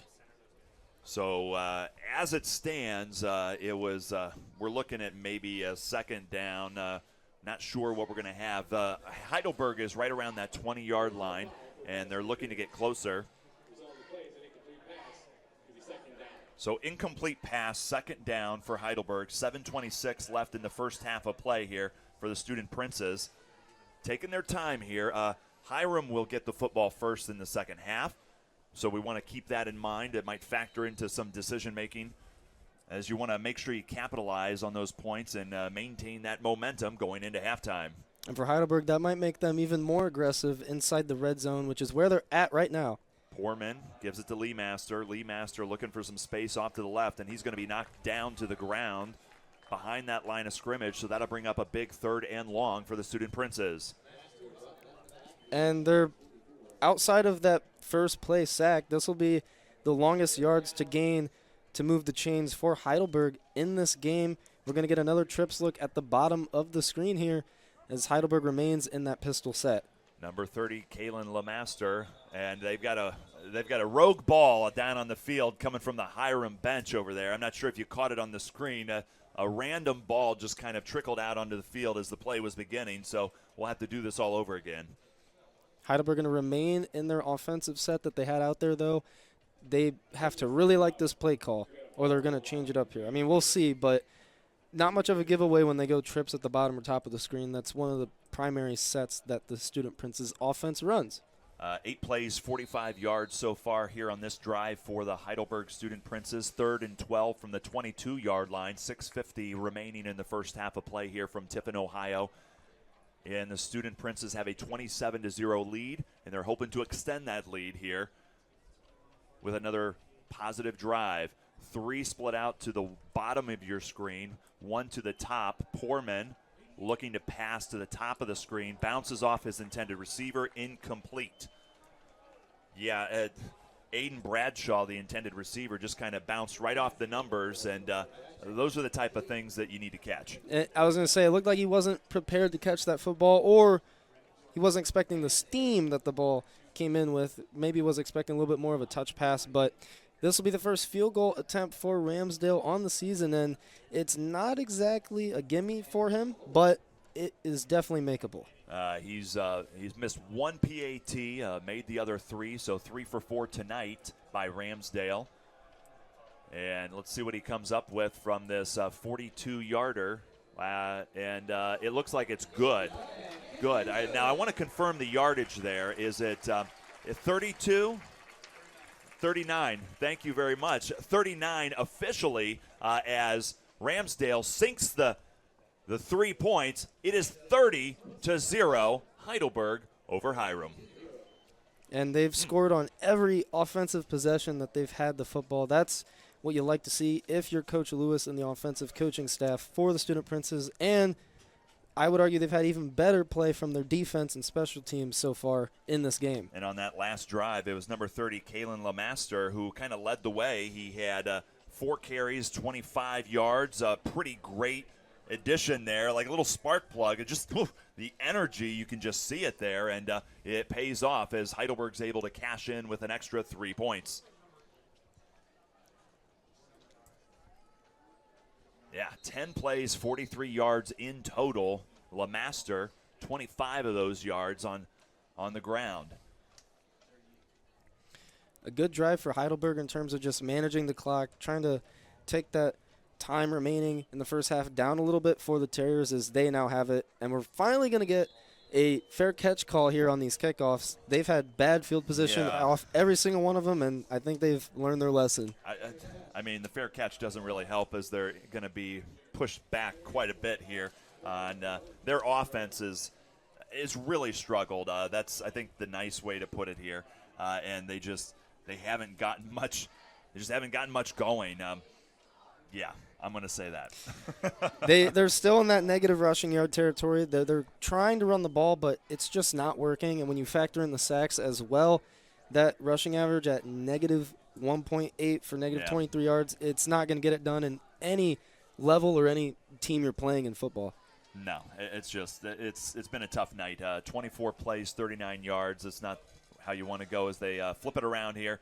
And it looks like it's going to be number 18 who gets a little yardage. Jalen Davis, the sophomore wide receiver. And that'll bring up 2nd and short for the Terriers. And that was a nice triple option RPO for the Terriers. They fake that run up the middle. QB keeps and throws it to his receiver, kind of just sitting in a smoke screen at the bottom of the screen. 2nd and 4 from the 31-yard line for Hiram. They've got 5.5 minutes or so. Try to make something out of this drive. So far they've been shut out, and a flag on the far side of the field as the receiver, it's going to be number 4, Devon Lewis with the catch. And we'll see if that one stays after the news down on the field. Yeah, that flag came from the top official, so he must have saw something either in the secondary or at the line of scrimmage that warranted that flag right as the play went off.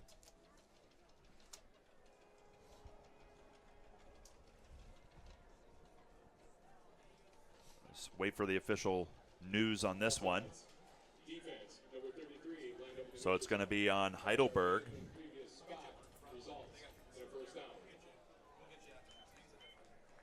So Heidelberg commits the foul, and that's going to give Hiram a fresh set of downs here. So it'll be first down from the 36-yard line. And that's the kind of thing that can maybe help you breathe a little life into this drive. Yeah, I don't remember the last time they even got the ball to this area. Outside of that fourth down fail by Hiram, they have not been on this side or close to this side of the 50 at all. 1st and 10 from the 36. Tejeda under duress, rolls to his right, looking to pass. He's got a man wide open. 1st down. There you have it. Number 9, Devin Tufts. Another huge catch for Hiram. 1st down, Terriers. And you've got a man down on the field. It looks like it might be one of the linemen here. Let's take a quick break, and we'll try to get a little bit more information.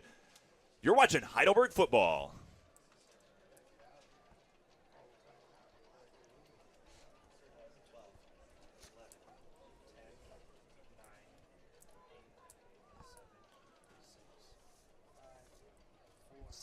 What's his name? Humphrey. And we're back in Tiffin, Ohio at Herdeman Stadium. Moments ago, Jonathan Humphrey, he was down for a moment. He was able to jog off, really, under his own power. So I hope to see him again tonight as Tejeda slings it there and gets his man. It's going to be Devon Lewis with the reception. And that'll bring up 2nd down for the Terriers. Lewis doing a nice job here for the Terriers offense as a receiver, getting open, catching those passes, and helping them get down the field here. First time in opponent territory for the Terriers. Strong drive here as 3 plays, 11 yards is what we've got here on the drive chart. And things, incomplete as Devon Lewis just dropped it there. And we get a late flag at the end of the play there by the official, probably not visible in the screen, but out near that 15-yard line. Yeah, right on the same side of the field where the ball was thrown. So let's see what they've got here. Coach Donaldson is kind of patrolling the sidelines there, trying to get close to the officials and figure out what's going on before they announce it. Of course, the last penalty was on Heidelberg, and that allowed the Terriers to pick up a 1st down. Devin Tufts he's been their go-to guy to be real here. He's come up with the big plays when they've needed it. He had a 22-yard catch on the previous drive. He had a huge catch just moments ago. And a lot of it is scramble drill as well. So it's going to be on the Terriers, and they're going to say blindside block by number 18. Jalen Davis is who they're calling it on. So they're going to replay 2nd down here. And boy, it's a long one. Yeah, the 2nd and 20. And I think here's the scary part. I don't believe this is the longest down they've had tonight, but it is pretty long here. So 2nd and 20 from the 50-yard line after that blindside block foul on the Terriers. Tejeda looking to pass. Got his man. There you have it. Number 6, Jamal Van Erven. He's going to be down just about a yard short here, so he gets about 19 of the 20 yards that they had to get. So it'll be 3rd down Terriers as they're back up towards the 30-yard line. 3:56 left in the half. Nice run here. R.J. Johnson should have enough for a 1st down as he's pushed out of bounds right around the 27-yard line. 1st down Terriers. Johnson tried to bounce that one outside too, get a receiver block. That did not happen, but he was still able to pick up the yards for the 1st down as the Terriers are in hurry-up mode here with 3:35 remaining in the first half. Yeah, clock continues to wind down. 3:30, 3:29. 1st and 10 from the 27-yard line. Terriers need some points as it's going to be Johnson again right up the middle as he's hit hard by the Heidelberg defense. In Heidelberg, their defense has just done an outstanding job tonight as they've been able to shut down the Terriers on everything that they've tried. I'd also throw in that Johnson probably ran into his own O-lineman there, a little bit of a Mark Sanchez moment, but that's due to the Heidelberg defensive line winning that battle at the line of scrimmage, and they're not just winning it, they're dominating it and in a convincing fashion. 7 plays, 45 yards, longest distance that the Terrier offense has covered so far tonight. They've got a 2nd and 10 from the 27-yard line here. 2:43 left in the first half. Tejeda looking to pass. Hit as he throws. Oh, nearly intercepted by Heidelberg's Griffin Reese as he's just unable to bring it in. Very good attempt, but good play on the ball there by Heidelberg. A tight throw again from Tejeda into a short window, and there were 3 or 4 Heidelberg defenders there, so that was a very risky throw. Yeah, Reese, he was in the right spot at the right time, just unable to unable to bring it in. So 3rd and 10 for Hiram here as they get away with one on there as Tejeda tried to sneak it into his receiver. Tejeda looking to pass. He's got pressure, flushed out of the pocket, rolling right, throwing deep. Does he have it? Is he in? Is he in? Touchdown, Hiram. There you have it. It's number 6 with the score, Jamal Van Erven, and the Terriers are on the board. And another great scramble drill on the run throw there by Tejeda. He immediately scrambles to his right after the pressure from Heidelberg through the middle of the offensive line, and he's able to make a beautiful throw into the end zone to Van Erven, who made a miraculous toe-touching catch. Terriers started the drive around the 25-yard line. They go 10 plays, 75 yards, and they're able to get their first score of the night, and the PAT is pending here. And PAT is going to be up, and it's good. And Hiram on the board. Now it's 30-7 Heidelberg. We're going to take a short break, and we'll be right back. We've got 2:27 left in the half. Stay around. Hey, for you volleyball and football lovers out there, on Monday, September 22nd, Tournament Stadium will host Fight Night under the lights. 3 outdoor volleyball games right here at the castle. Raising money for FACT, Seneca County. The night will begin with JV and varsity games between Tiffin Calvert and Tiffin Columbian, followed at 8 p.m. as Heidelberg hosts the University of Finland. We hope to join us for a memorable night of volleyball. That's Monday, September 22nd. Welcome back to Herdeman Stadium in Tiffin, Ohio, as the hometown Heidelberg Student Princes have a 30-7 lead over the visiting Hiram Terriers. Dominic Helmstetter, Trey Hastings. We've had one heck of a game, and the Terriers just got their first score of the evening on a nice little pitch and catch. It was Jamal Van Erven who caught it. And he's been the downfield threat for Hiram so far in this game. He dropped a touchdown early in the first quarter, but he did not drop that one. No, not at all. So here we go, Heidelberg taking it out 35-40, and still going 45. And it's going to be right around midfield is where we land. And I believe it was Tyrese Clairvaux with the return. Huge return for the Student Princes. And we're going to get another look at this offense who they've been perfect all night. They have been perfect, and they've been blessed with some phenomenal field position on each and every one of their possessions, some help from the defense as well, and special teams unit. Great job by Clairvaux getting that ball around midfield once again here, as we're going to get to see a 2-minute drill offense for Heidelberg. Heidelberg had a 10-play, 43-yard drive last time, which resulted in Ramsdale hitting a 39-yard field goal for the Student Princes. And let's see what they can come up with here as their main man, number 9, Drew Miller, gets the handoff, and he's going to be stopped right at midfield. And Heidelberg likely going to take this one to the 2-minute warning, 2:04 and ticking after that play, and that appears to be what they're going to do. Miller, 64 yards so far tonight, and we're going to hear a whistle on the field. So let's take a short break here from the booth. Heidelberg, they're driving.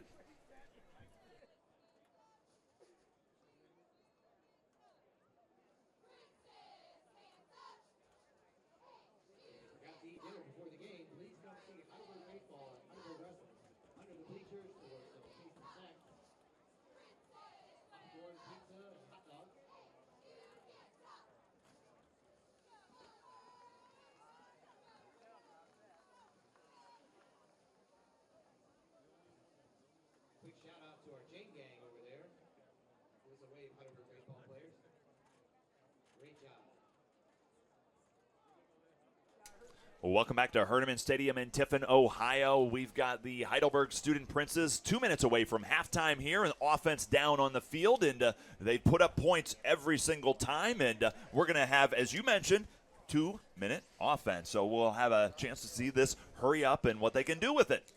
And we're going to see Poorman likely air it out a little bit here. They don't have to be in as big of a rush thanks to the phenomenal kick return by Clairville, but they still got to get into field goal range. I would argue that's roughly that 25-ish yard line, which is where Ramsdale roughly kicked the last one from, that 39-yard field goal. So they want to get this one inside the 30 at least. That's 20 yards. There we go. That's the target for you if you're thinking about it. Right around that, 35-yard line mark is where Ramsdale can get it. Miller, meanwhile, keeps working as he gets the rush right up the middle, close to this first down marker. Depends on the spot. A lot of pushing and shoving down there. They're going to say there was a fumble, and, it looks like. The Terriers are pointing towards their direction. Then we get a late flag after the play as well. So number 9, Drew Miller with the carry right up the middle. A little pushing, shoving. There's a flag down there. Maybe I think they might have held on to the ball. But we'll see what the officials have to say about the laundry. It looks like the offense is going backwards, though. So we'll see. Yep, you're right. Personal foul on Heidelberg, and this is all after the play. So they spoiled a solid run by Drew Miller there, and it's going to push them way back to where really kind of where they started this whole night, 40-yard line. So now it'll be 3rd and 17 from the 40-yard line for the Student Princes. 1:47 left on the clock here, so something to keep an eye on as they've only got so much time to make something of this drive. With it being after the play, that keeps it at 3rd down as well. Very key point there, and that could be huge for Hiram as they try to get off the field here and get the ball back and get it back to start the second half. I think we're just waiting for the officials to say, let's move. Because the final stop the clock, we have a 10-second runoff. Okay, so they're going to run 10 seconds off the clock. So instead of 1:47, it's going to be down to 1:37. So Heidelberg's got 1:37 to pick up about 60 yards if they want to score, or as you mentioned, get into field goal position right around that 35-yard line. Ramsdale hit a 39-yarder before, so 35 to 40 is kind of that range, the edge of his range, as it was close. All right, 1:37, here we go. I think they got him offsides. Flag, free play here as Poorman rolls to his right, throws it, and he's got his man Dimitri Peters. Peters works his way up to the 36-yard line. For a first down. You got it. Heidelberg first down. Donaldson's going to decline the neutral zone infraction penalty, as I like to call it, more of an offsides, but jumping into that neutral zone infraction. Heidelberg doing a really good job with the hard counts in the first half. 1:23 in the left in the half here. Huge gain. Dimitri Peters picking up a first down for Heidelberg here. And let's keep it going. Poorman from the shotgun. Miller joining him in the backfield. Poorman looking deep, incomplete. Yeah, he was not on the same page as his wide receiver there. His wide receiver curled it. Another foul on another flag here on the play. Wide receiver curled it when Poorman was looking to go deep. Yep, Sandoval not in good communication there with his quarterback, but then we get a late hit from it appears to be the Terriers' defensive line. Flag goes out. Looks like Heidelberg's going to keep the ball here and move forward. All right, so they swap on sportsmanlike conducts here, and it's going to be on the Terriers, and that's going to give Heidelberg some pretty nice position here as they get they're already in field goal position. That moves them into field goal They range. should walk away with points if Ramsdale can sink it from where they're at here. So at the moment, that'd be, about a 33-yard field goal? Somewhere in that 35 to 38 range, yes. Yeah, 33 or so, maybe a little bit deeper. Poorman from the shotgun. Incomplete. He was targeting the tight end there. Willink once again. Yeah, number 88, Micah Wilnick. And Willing's had a very, he's been active. He's been productive. He's been active. He's getting targets, and I like to see that. He's got very good size for that tight end position, and if he gets matched up on a linebacker, he's faster than most guys that size, so he can be a mismatch for defenses. 2nd and 10 from the 23-yard line. Hard count here by Poorman, trying to get him to jump off again, but disciplined defense, very disciplined on that one, as Poorman looks to the sideline for a new play. 1:10 on the clock here. Poorman looking left, rolling right. He's got some space, 20, 15. He's going to be taken down right around that 15-yard marker, just about 2 yards short of the first down. So that'll bring up 3rd and short for Heidelberg. I believe we get a timeout here as well for Heidelberg. Poorman not getting out of bounds, but at least advancing the ball up to much more manageable 3rd down range for Heidelberg. Timeout on the field. A big 3rd down coming up. We'll be right back.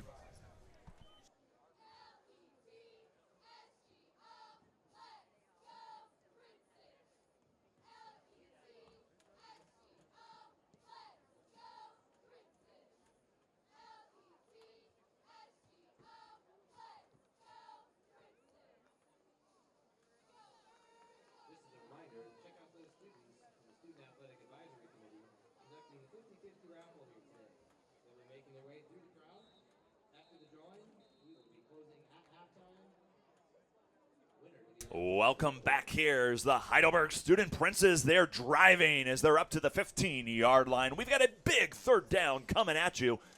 1 minute left here in the half. Heidelberg with a 30-7 lead, and they're trying to return the score as Hiram put up a touchdown on the last drive. Now Heidelberg's trying to return the favor. And they're in great position to do so at the borderline part of the red zone here. And it's going to be number 9, Drew Miller, who takes the handoff up to the 10-yard line. 1st down, Student Princes. Injury timeout here for the Terriers, it looks like. Yeah, so you've got a Terrier on the ground. So let's take a short timeout, get a little information for you. We'll be right back.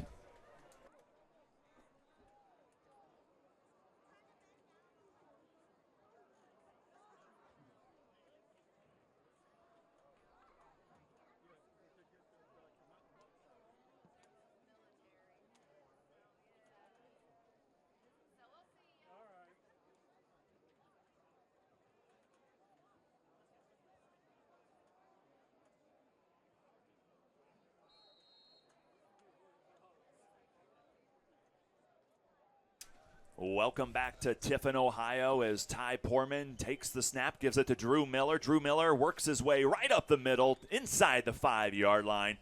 And that's going to be 2nd and short for the Heidelberg Student Princes as they're trying to put up some more points here before halftime. We're now at 30 seconds left in the half.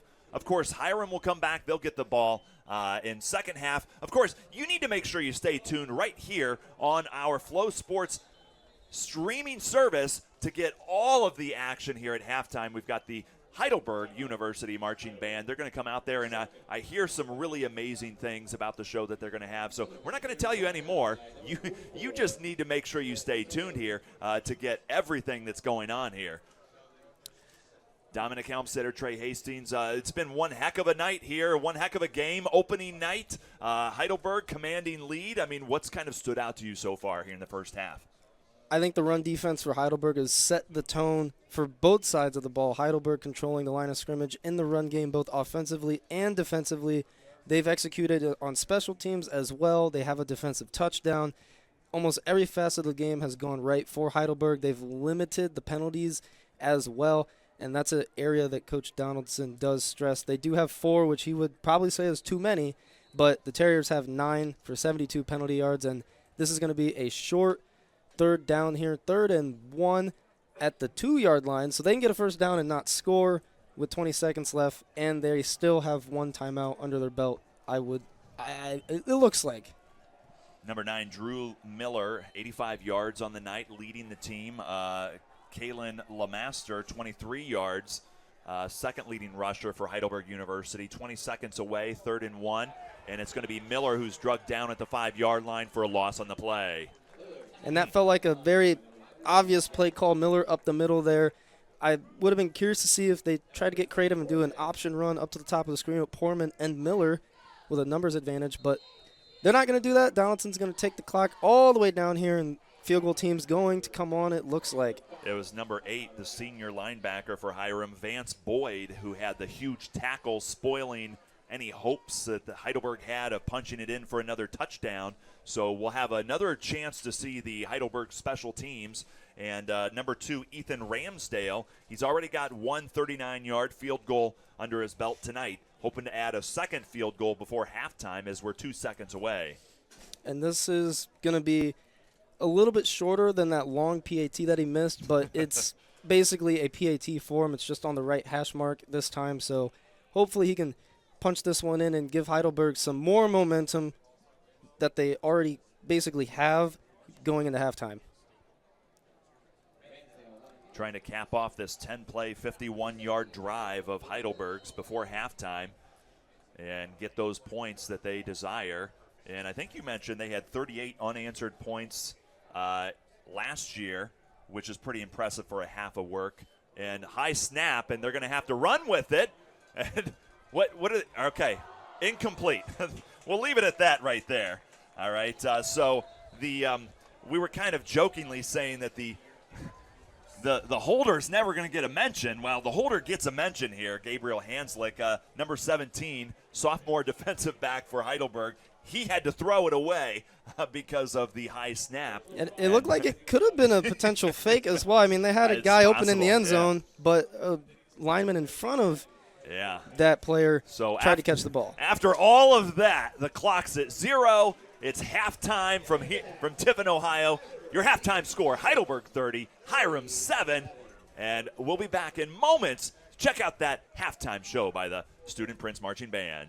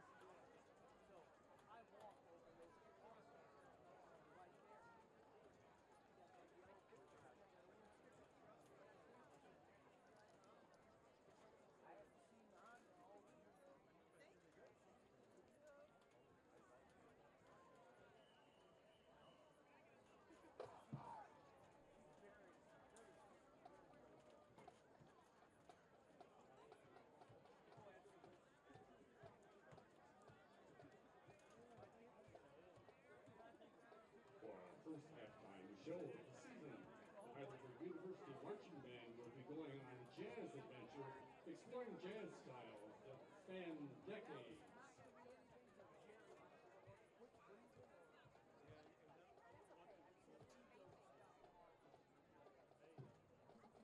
We open our show with a piece written in sweet Andalusia, written in 1933 by piano Cuban composer Ernesto Lacuna.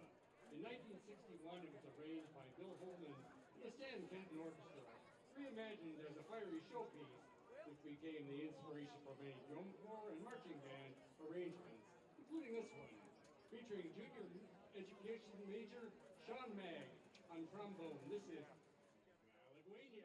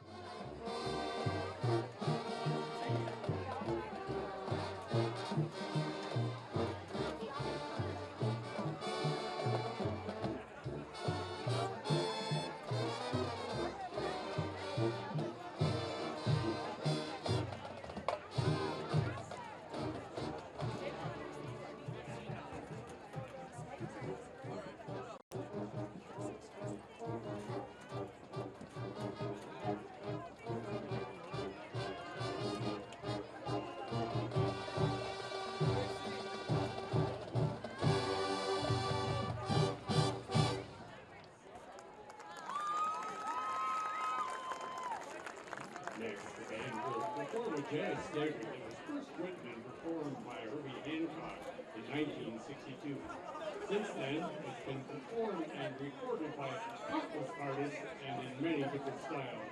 Featuring the Heidelberg University Color Guard, this is our version of Watermelon Bag.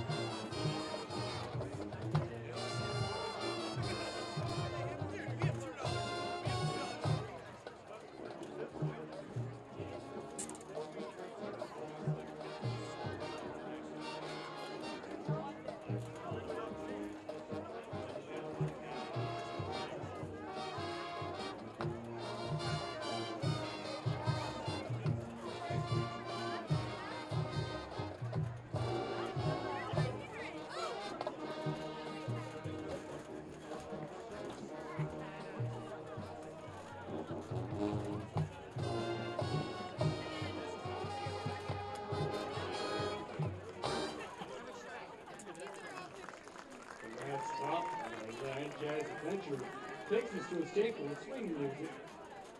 If you were a fan of the TV spy show of the 1980s, you may recognize this next piece. This jazz standard was used as a theme for the show Mike Hammer. It is said that people would tune in just to hear the theme song. Originally written in 1939 for Ray Noble, this is Harlem Nocturne, featuring the junior music education major Rylan Clarkson on trumpet solo.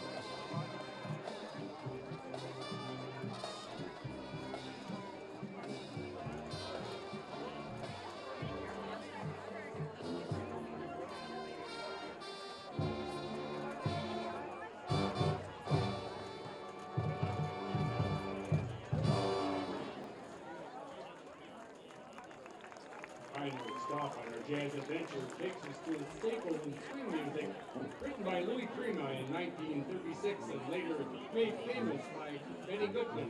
This up-tempo swing tune will feature the Heidelberg University percussion section.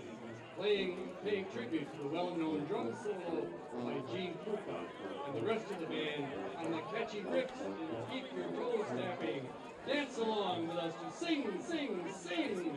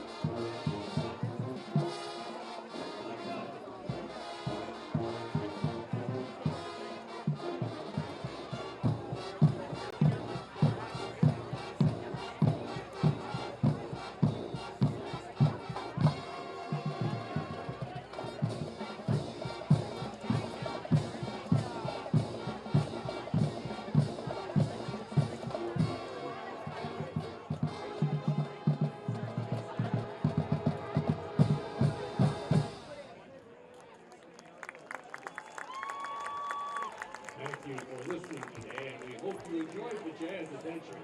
The band is under the direction of Dr. Van Herrick, with percussion advisor Scott Frenzer, senior drum major Alicia Pennick, and your announcer this evening is Dr. Doss. Join us for our next halftime performance on September 20th, when the band will have some wicked surprises for you. Over!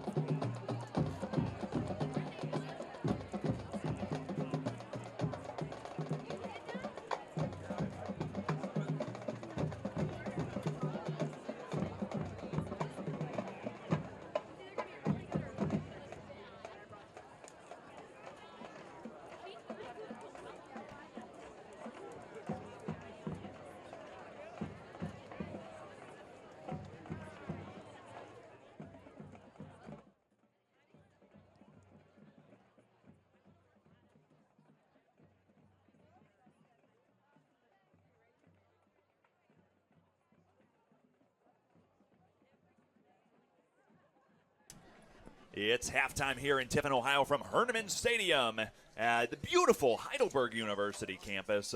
It is opening day here Football is alive and well, and Heidelberg has got a 30-7 lead over the visiting Hiram Terriers.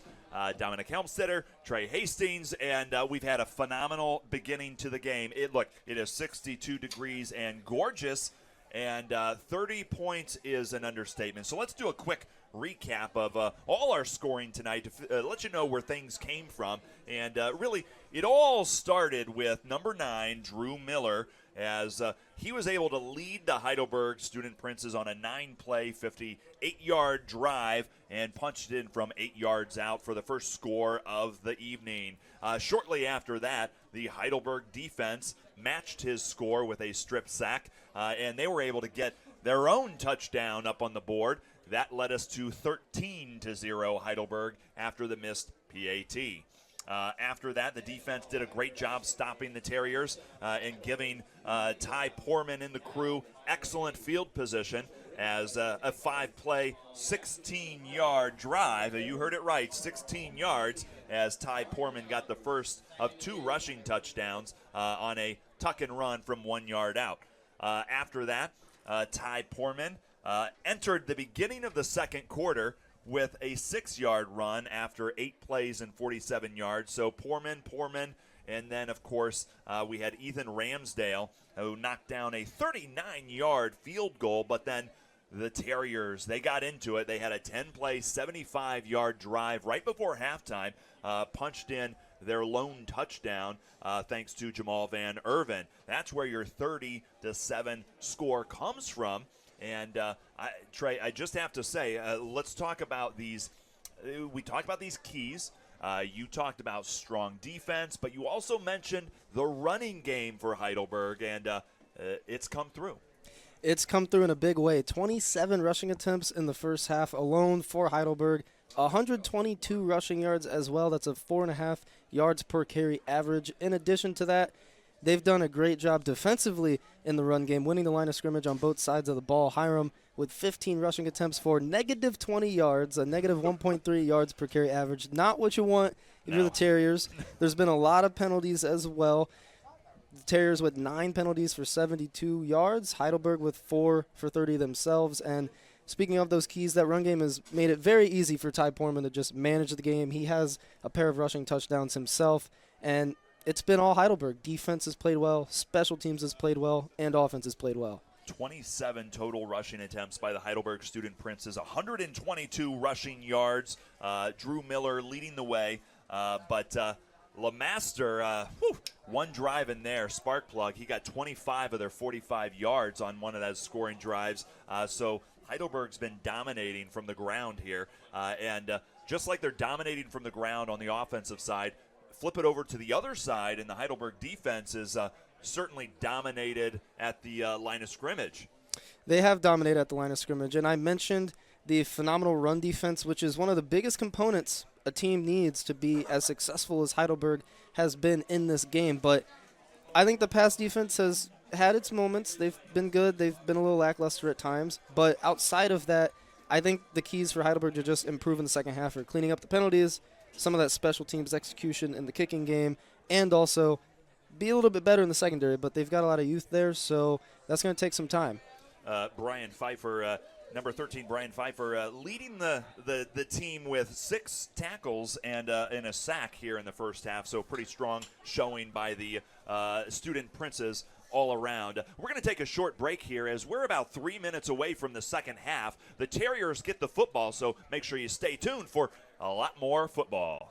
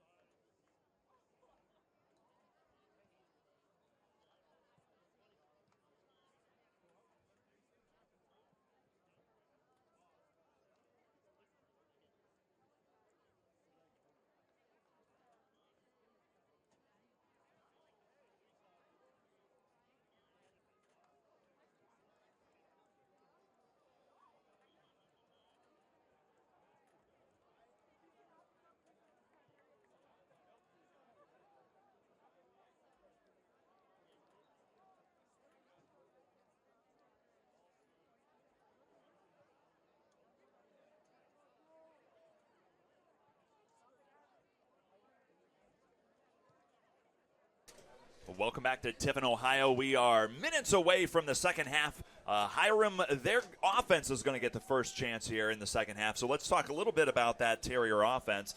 Their leading rusher, R.J. Johnson, 24 yards throughout the half. And then their leading pass catcher, Devin Tufts. He was the big name guy for them. He had a 25-yard reception at some point during their 61 total yards, which is easily more than the second leading receiver for the Terriers, Jordan Stapleton, who only has 7, or I take that back, Jamal Van Erven, who has 47. Of course, Van Erven's got the lone touchdown of the evening. So what did you see from this Terrier offense?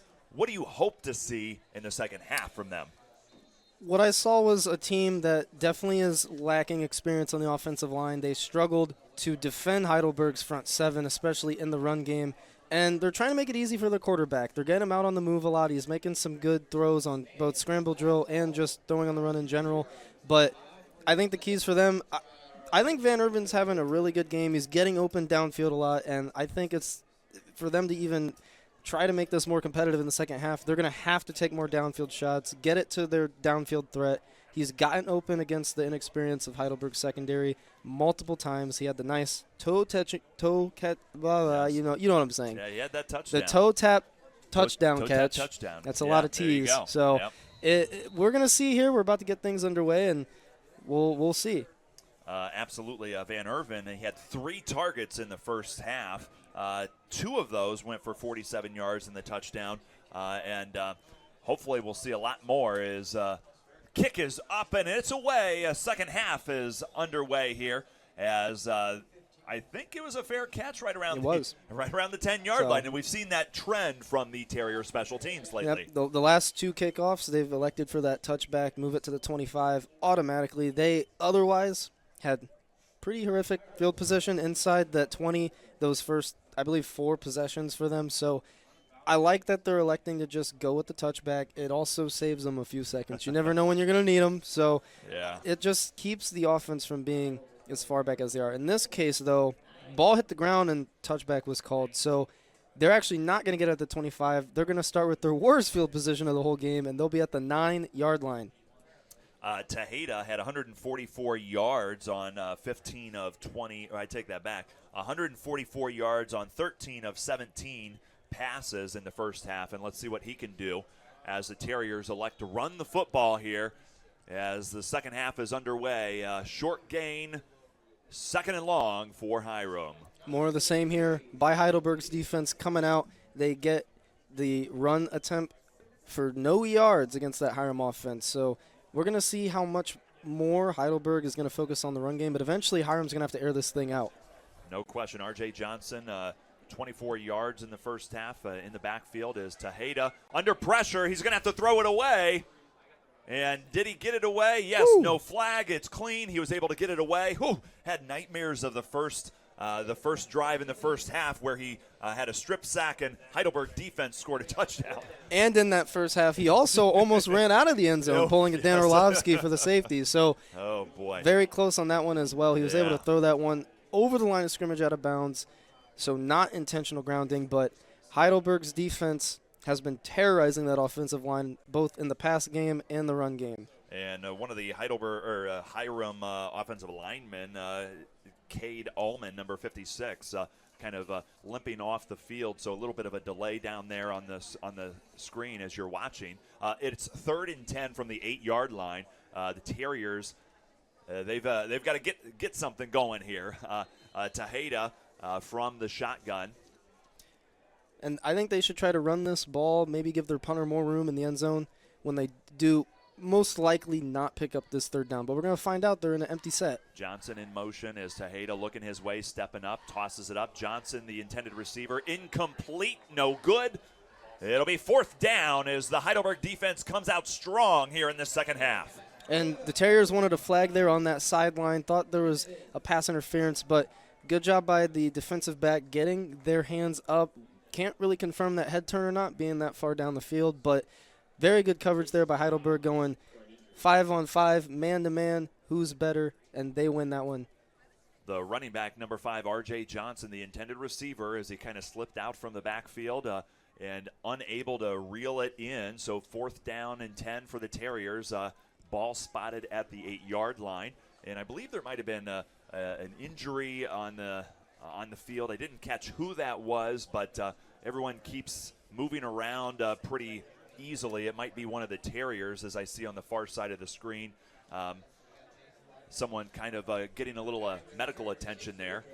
So 4th down Terriers as they're going to be forced to punt the ball away. And Heidelberg trying to capitalize on that field possession again. Excellent field possession at the start of each drive in the first half. It looks like they're going to get another great start here in the second half. And I think they're going to go after this punter here. They're going to make him get this thing off and get it off quickly.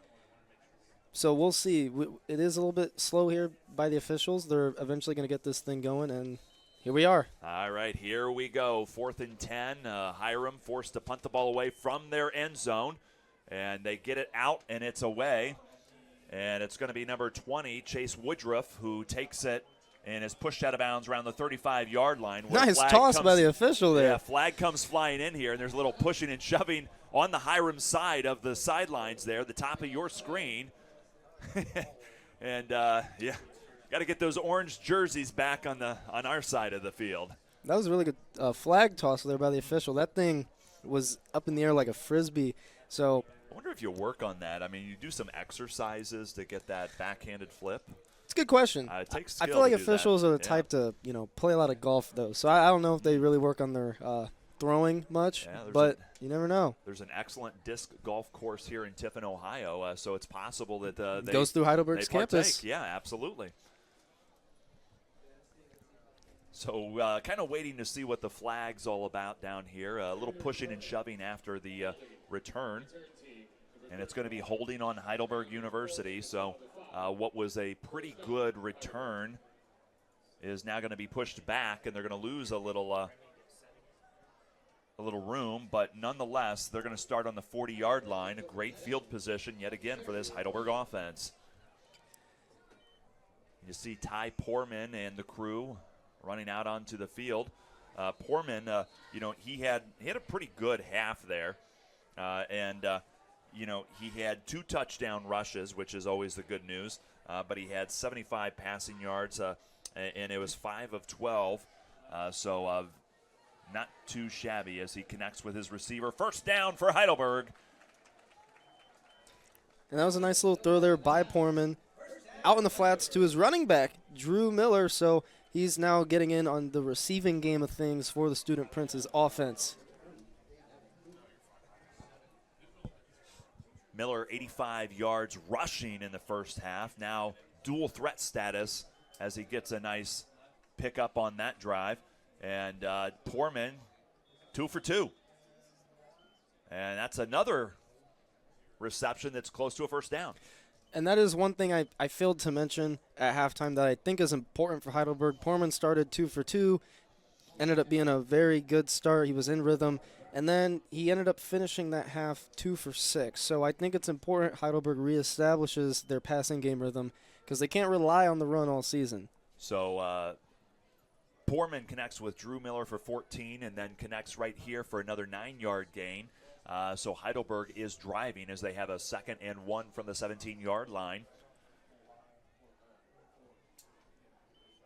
Poorman flushed out of the pocket, rolls to his right. He's going to tuck it and run as he's hit hard right around the 15-yard line. He'll be taken down, and that should be enough for a Heidelberg first down. It appears it will be. It'll move those chains, and once again, Heidelberg in the red zone, and they've executed beautifully when they've gotten to this point in the game with the help of great field position. Poorman kind of doing it all. 14-yard reception, 9-yard reception, then a first down with his legs as he hands off. No, he throws it. And is it? Oh, incomplete. His intended receiver, number 1, Dimitri Peters, unable to hold on to it. It was a nice RPO design there from Heidelberg, run-pass option. Poorman pulls the ball out of the running back's hands, goes for that slant post type route by Peters, but he's unable to catch it through the contact. It'll be 2nd down. 2nd and 10 from the 15-yard line. Poorman throws it again to Peters. Is he in? Touchdown, Heidelberg. That's right. Dimitri Peters didn't drop that one. Touchdown, Heidelberg. It is now 36-7. They get right back to it, trying to get some confidence to one of their best receivers. He catches that one and takes a big hit after getting into the end zone. Nice catch from Peters. Good pass from Poorman. Touchdown, Heidelberg. Same play, same result. Holds on to it this time. Touchdown, Heidelberg, as they really open things up here to begin the second half. Oof. It's been a busy day for the kicker Ramsdale as well. Yes, it has indeed. He had a great first half. PAT is definitely through the uprights. 37-7 here from Tiffin, Ohio. And we've got a lot of football to play. So we're going to take a timeout, and you're watching Heidelberg football.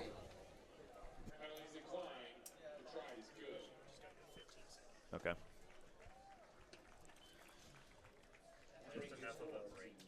Okay, yeah.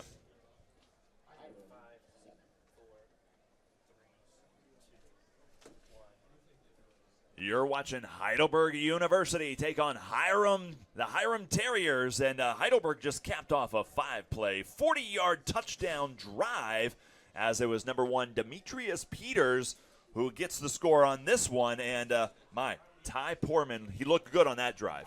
He looked phenomenal. He had a couple short passes that he just needed to get out there and complete to his guys. They made plays for him, but then he had a couple really nice throws in the red zone to Peters. One was dropped, the next one on the money for a touchdown, and Heidelberg gets away from the run game. They go and air it out a little bit more, and that's the type of balance you'd like to see if you're an offensive team and an offensive coaching staff.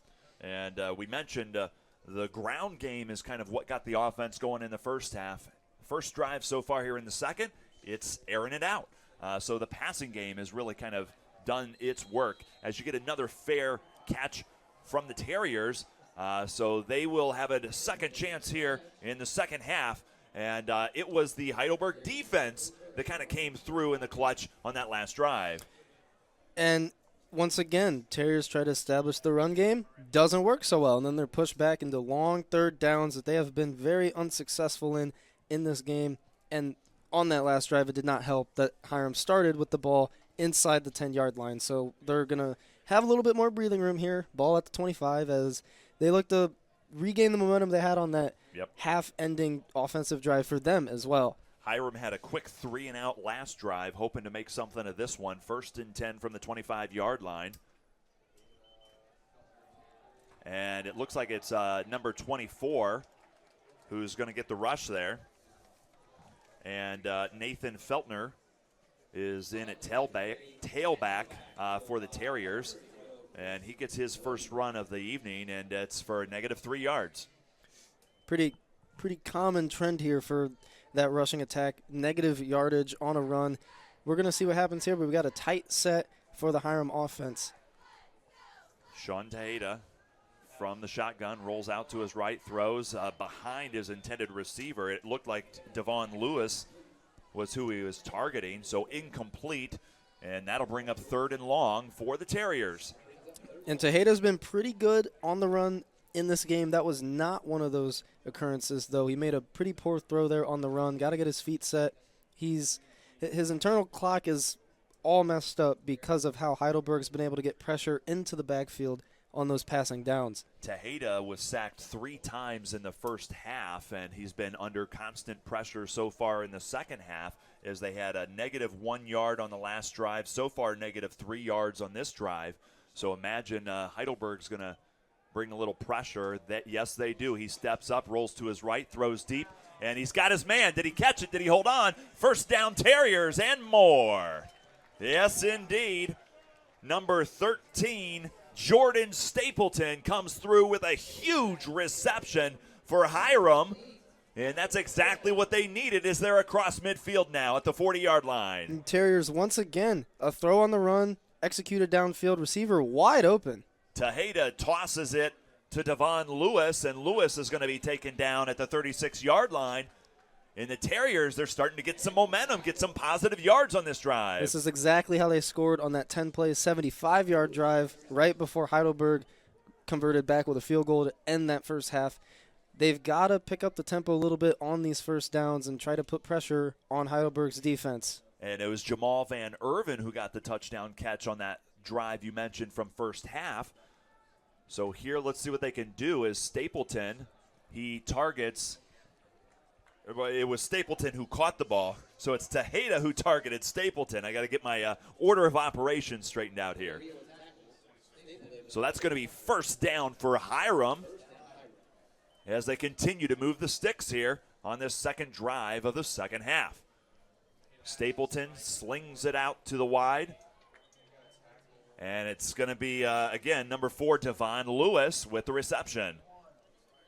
So Lewis is getting a lot of targets here on this drive, and so far he's made good on them. He was also one of the key receivers for Hiram in that first half as well. So very important player for the Terriers offense. 2nd and 6 from the 21. Tejeda intercepted. It's number 16, Reese, who's going to reverse course. He's up to the 20. He's going to be taken down. Flag is on the field.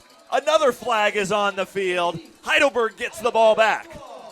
And the first flag, probably for unnecessary roughness. The second flag, probably going to go on Reese for tossing the ball up in what the refs would deem an unsportsmanlike manner. Crazy play there. It looked like Hiram was confused after the snap. None of the O-linemen blocked. Got their quarterback killed, essentially. And then Reese picks it off, and he dropped a pick in the first half. Yeah, number 16, Griffin Reese, the senior free safety for the Heidelberg Student Princes, gets that interception, and you mentioned it. He dropped a possible interception in the first half. He's not going to let this one get away. And right after he was tackled, as you can't see it on the screen, but we can see it down here. Everybody rallying up around him, and after he was tackled, we had 2 flags immediately come in, and that's what you're looking at right now as the officials try to figure out what to do after that Heidelberg defensive stop. It's going to be interesting because one flag technically was on the tackle, and then the next was after the play. So they may offset these, but we'll see. Oh, it's going to be on the same team. Illegal personal foul, illegal blindside block, number 18 of the return team. Okay, so blindside block on Heidelberg. Unsportsmanlike on Heidelberg. So Reese is going to get an unsportsmanlike. And then it's going to be Tay Peterson who gets an illegal block. And disqualification. What are we talking about there? So you can only get 2 unsportsmanlikes before you're disqualified. So for Reese, that's 1. If he ever were to get another one, he'd miss the rest of this game in the first half of the next game, which is at Ohio Northern, I believe, next week. So very important he doesn't pick up another one of those, and with such a big lead, we might see his reps diminish a little bit, get some of those other guys in, get them some reps. So we'll see. But this pushes the ball way back for Heidelberg here. And Reese he's been a terror on the field today. He's been all over the place, swarming the receivers every chance he gets. So that'd be a huge loss if they pick up another one of those. So, here we go. Heidelberg offense, they have the ball after Reese comes up with a huge interception as the Terriers were driving. But now it's going to be Poorman who did a phenomenal job. Oh, nearly intercepted by the Hiram defense there. And it was number 38, Kendall Owens, who got his hands on it. And Poorman was looking downfield for number 3, Mason Mossberger, one of the backup receivers. It was a decent route. I think Poorman's got to get that one up and over the defensive back rather than trying to thread the needle through that passing lane. Poorman helped Heidelberg march down the field, 40 yards and a touchdown, hoping to do the same thing. He's going to have to go 95 yards here. As you see, Drew Miller gets it, 15, 20. He's got some space, 30, 40, one man to beat, 50, and he is going to be taken down right around the 32-yard line. Drew Miller with a huge gain. First down, Heidelberg. Big-time run for the small back, Drew Miller, but he plays big, and he did that again there, breaking a couple tackles down the sideline, almost took it to the house. Man, Drew Miller bringing it. As he easily got about 60 yards on that run there. A huge gain for Heidelberg. 1st and 10 from the 32-yard line. And the Student Princes are marching again. Poorman flushed out of the pocket. He's going to run, hold on to that football, and he's going to be taken down around the 22-yard line. decent gain there on first down. That'll bring up second and short for the Student Princes. I like what Portman's doing. He's getting on the move a lot. He's scrambling when there's pressure in the pocket. He's feeling that presence. His internal clock is moving at a really good rate right now. And he's doing a lot of what he didn't do last year, which was using his feet. So Miller officially 65 yards on that last run, and he gets the ball back again as he bounces off 2 defenders inside the 20. Another flag on the field here. So Miller, he's up to 147 rushing yards on the evening. Not a bad day. 8 minutes, 11 seconds here in the third quarter from Heidelberg Stadium. Heidelberg is driving, and they have a 37-7 lead right now. So there are flags on the field. I'm sure you've heard us say that a few times tonight. There are 2 fouls on the play, both by the same team. So 2 fouls on the face mask on Hiram. And the second one will also be on Hiram. Unsportsmanlike on Hiram. So that's going to help Heidelberg get a little bit closer here. A lot of unsportsmanlikes in this game. It's been decently sloppy for both teams. Definitely some mental mistakes that both coaching staffs are going to want to clean up as the season progresses. So far, it looks like Hiram has 9 penalties for 72 yards on the evening. So that's it's stacking up a little bit, and this one pushes Heidelberg University inside of the 5-yard line here. So first and goal from the 5-yard line for the Student Princes. Portman from the shotgun, looking to pass. He's got his receiver. Does he have it? I believe it's going to be another touchdown, Heidelberg University. Put those points up. Cue the band, please. Of course, it's third quarter. I think they usually eat some pizza or something. But touchdown, Heidelberg. And that is the Portman to Portman connection there. Brother to brother, tied to Cole for that touchdown. Another slant route in the red zone. Great throw from Portman to Portman for the touchdown. Student Princes add to their total. I think the band, they need a break. They had that fantastic halftime show. There's been so much action tonight. They're getting tired here. They're taking their third quarter intermission. We'll call it that. There's a flag on the field here as we kick the PAT. So let's.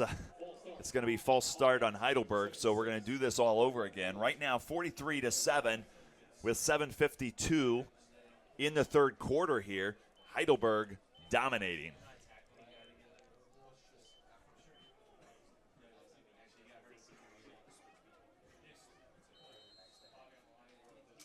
Now, if you think of it this way, Trey, if we take all of the points away that the Heidelberg offense has scored, it would be a tied game. It would be a tied game, and just thinking. It's good when your defense can put up some points on the board. They're doing a great job. It definitely takes some pressure off the offense. And the PAT is going to be up, and it's going to be good. So, scores now 44-7. Heidelberg Student Princes with a commanding lead in the third quarter.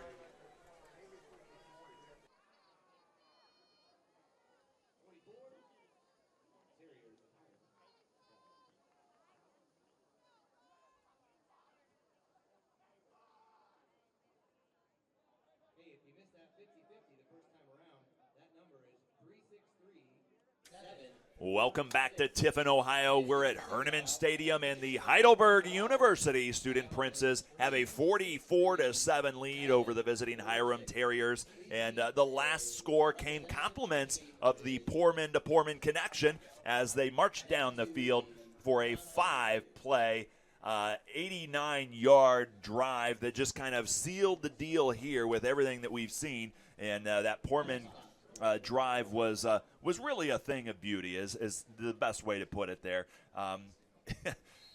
Cole Portman, he just got his first score there. And it's got to be extra special getting it from your brother as well. And it's a very talented family there, the Portman family, and they've done a good job in this game, both Ty and Cole Portman. Cole Portman, 4 catches, 32 yards. Ty with now 2 passing touchdowns and 2 rushing touchdowns. That's also not bad right there. 4-yard touchdown catch by Cole Portman, getting in on that action. And the Hiram Terriers their offensive drive on that last one was actually very, very promising as they were able to string some things together. And they went 7 plays, 54 yards before it was number 16, Griffin Reese, who was able to pick off Tejeda right there inside the 5. And, that just kind of turned things around and allowed Heidelberg to go right back at them and put up the points. So let's see if they can learn from what they did last drive and continue to do it. So it'll be 1st and 10 from the 25-yard line. Tejeda from the shotgun, going to dump it off to a new receiver here. And it's going to be number 17 who's drug out of bounds right around that 40-yard line. So Gabriel Hanslick.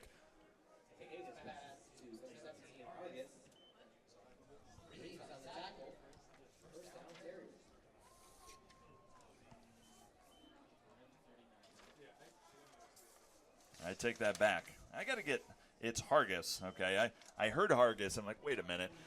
Yeah, it's going to be number 17, Dylan Hargis, the junior tight end for Hiram, who gets the reception. 1st down for the Terriers. And they've got Nathan Feltner joining Tejeda in the background, or in the backfield there as Tejeda looks to run. Looks to pass it, and it's going to be number 13, Jordan Stapleton, who catches the pass. So that'll be short of the 1st down. No, it's just enough for the 1st down, so Terriers keep moving the chains. And Hiram's doing a much better job in the second half of getting back-to-back 1st downs, getting a 1st down in general, but they're getting positive yards on more plays more consistently, and obviously that's what you want to do as the offense, but they've struggled to do it in this game. Tejeda hands it off to number 24, Nathan Feltner, and he's going to be taken down behind the line of scrimmage for a loss. Feltner had nowhere to go as the Heidelberg defense was waiting for him. And that turned into a 1v about 8 there. Heidelberg defenders swarming to the ball. They're doing a really good job of getting to the football, getting extra bodies there in case there's broken tackles. But this will be a very long 2nd down now for the Terriers. 2nd and 13 from the 46-yard line. Terriers hoping to cross midfield with this next play. Tejeda is going to hand it off to Felton again.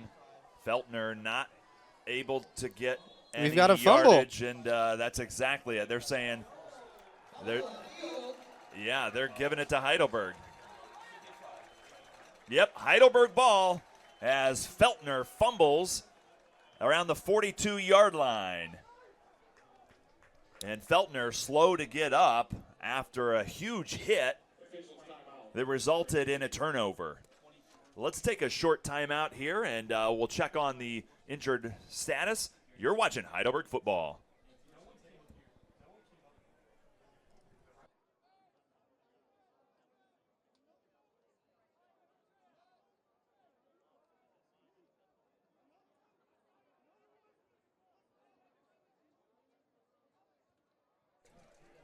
We're back in Tiffin, Ohio, and number 24, Nathan Feltner for the Terriers, able to walk off the field under his own power. Of course, he had a very harsh collision there with the Heidelberg defense, and it resulted in Heidelberg getting the football on a fumble recovery. So here we go. It's going to be a few new faces that we're going to try to keep straight for you, as we've got number 25 picking up the carry on that one, and that's going to be Shea Sparks maybe. Yeah, I believe Shea Sparks for Heidelberg as he gets his first carry of the night. And it appears most of that second unit is out there for Heidelberg. So quarterback change, Alex Arledge out there with Sparks as well. We'll see a lot of Corbin Haley here in addition to Sparks. Arledge throws it, drops it. The intended receiver, Sparks, unable to bring it in there. And that'll bring up 3rd and 3 for Heidelberg.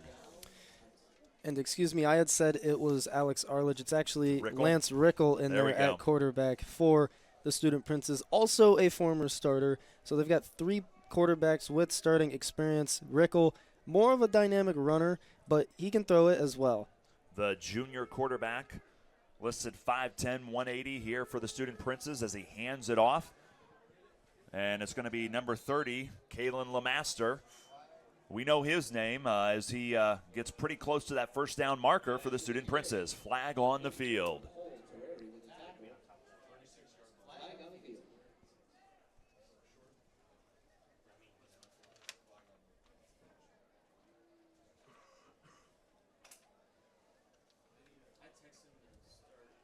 Now, I'm not sure about the spot. I'm looking at it. It looks like it's on the 45-yard line, which is right around where that first down marker is. So kind of depending on this penalty, what direction it goes, it could be a first down for the Student Princes. And it could be a first down penalty or not as well, as you just mentioned with the spot. But it's actually going to be a penalty on the offense. All right, so it's going to come back. We're at 5:17 here in the third quarter. Heidelberg 44, Hiram 7. And after a strong run by LeMaster, the penalty is going to negate that, push them back, and instead of a possible first down, I believe they're going to replay third, and it's going to be 3rd and long. So number 18, Lance Rickel, he's your Heidelberg quarterback, and it's number 30, Kalen LeMaster, joining him in the backfield. Still got Willink out there at tight end, and the receivers have rotated a little bit, so I'll have to get those numbers to you. But Peters is still out there for Heidelberg. 3rd and 11 from the 46 after the penalty. Pushed him back. Rickel looking to pass, got some pressure, hit as he throws, gets his receiver, and that should be enough for a first down, Heidelberg. And I think is it Dimitri Peters? It is. It is. He had a touchdown on the last drive. Gets the reception and a huge first down for the Student Princes right there. And Student Princes keep marching on. Now up to the 32-yard line here, and it looks like they want to play a little bit of a hurry up, keep the Terrier defense on their toes. It also prevents the Terriers from substituting if Heidelberg does not. So that's another thing to do is no huddle, wear out that defense. Rickel, quarterback keeper right up the middle as he crawls his way up close to the 25-yard line. It was like doing a bear crawl to get a few extra yards. I like the style there. So that'll bring up 2nd and let's call it 2nd and 5 for Heidelberg. They're sticking with that 3 receiver set, tight end on the left side with 2 receivers and that pistol look. So running back remaining behind the quarterback. LeMaster joining Rickel in the backfield. Rickel tucks it again. He's going to run. Spins. Flag on the field inside the 25 as he still works his way up. Gets out of bounds right around the 23-yard line. Likely will be a holding penalty here against Heidelberg. We'll have to get confirmation. Yeah, it's too bad. Rickel got awful close to that first down marker, and you know that's what he was diving for. And you're right. Going to push it back on the Student Princes. They're going to replay that 2nd down, and we're going to do this again. Nearly identical situation to what they just had on the last set of downs, and then they throw it downfield to Peters. So expect him to potentially get it here and try to make a play. 2nd and 15 after the penalty. Replaying the 2nd down here. Rickel, LeMaster in the backfield. 3 split out at the top of your screen. Rickel, quarterback keeper, and he's going to work his way up to the 35-yard line, so he only picks up about 2 on that rush. That'll bring up 3rd and long for the Student Princes. And Heidelberg playing to the style of Rickel. They want to get him running, get him on the move, and try to put pressure on the linebackers of the Terriers to tackle. But they did a good job there in one-on-one open space of making a play, and it'll be a long 3rd down for Heidelberg. 3rd and 13. Heidelberg offense has been excellent tonight on pretty much every front. I mean, 56 yards, 47 yards, 43 yards. As you see, incomplete pass. Rickel unable to connect with his intended receiver. But the offense is at a 56 yards and a touchdown, 16 yards and a touchdown, 47 yards and a touchdown, 43 and a field goal, 40 yards and a touchdown, 89 yards and a touchdown. And between the penalties, they've got about 8 yards on this drive. Yeah, and that's pushed them back. After that incompletion, long 4th down, but they're in that in-between area, too short to punt, too long to kick a field goal. So they're going to just, it looks like, go for it here, and it's going to be about a 4th and 13 they'll have to convert. Rickle looking deep. Peters, did he get his feet in? I don't think so. Officials say no. Incomplete turnover on downs, and the Terriers hold the Heidelberg Student Princes to nothing. And no more perfection for that offense either. They had scored on every single offensive drive that they possessed the ball. That is the first one. They come up short. Now, we could say that maybe when the clock expired before halftime, maybe that's a drive they didn't score on, but you're right. They've had absolute perfection until this one tonight. And it helps that they've been aided by such great field position. I know we've talked about it all night, but they also just scored on that previous drive prior to this one from 95 yards. So they've been able to score both on long and short fields.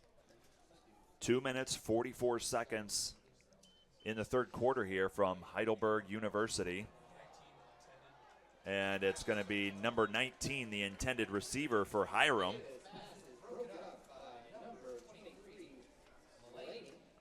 And Kevin Dykes, the intended receiver, unable to bring it in. Great job by the defense here.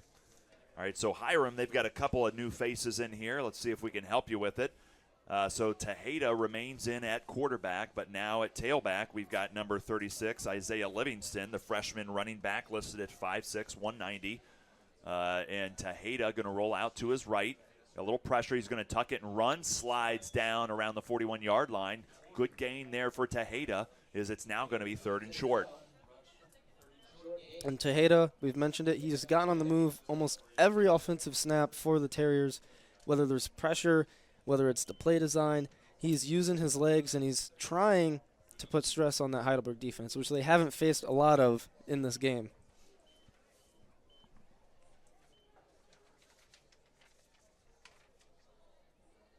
Third and 6 from the 39-yard line. Low snap for Tejeda. Scoops it up, throws, connects with his receiver, number 18. That's going to be Jalen Davis. It was a nice play against that zone by Heidelberg, just finding the window, throwing it somewhat short, but enough to pick up that first down naturally. So that'll move the chains again for the Terriers. Davis, 6'2", sophomore for the Terriers, getting the first down reception there. And it's going to be Tejeda who connects with his receiver, number 9. And I believe that's going to be Tufts again. Tufts has had one heck of a night there. Freshman wide. It's hard to believe he's just a freshman. If the program's correct, a freshman wide receiver, he's got a bright future ahead. And he's been very active. He's been looked for a lot by Tejeda. Big hit by the defense there as the freshman tailback, Isaiah Livingstone, is able to work his way up close to the 45-yard line. They're going to mark it at the 44, so that's going to bring up a 3rd and short for the Terriers. And this is probably 2-down territory as well. They are across midfield. They're also down by the amount that they are. I would expect them to just have 2 downs for 5 yards here. 3rd and 3 from the 44-yard line. Tejeda looking to pass. He's got his man, Devon Lewis. First down, Terriers.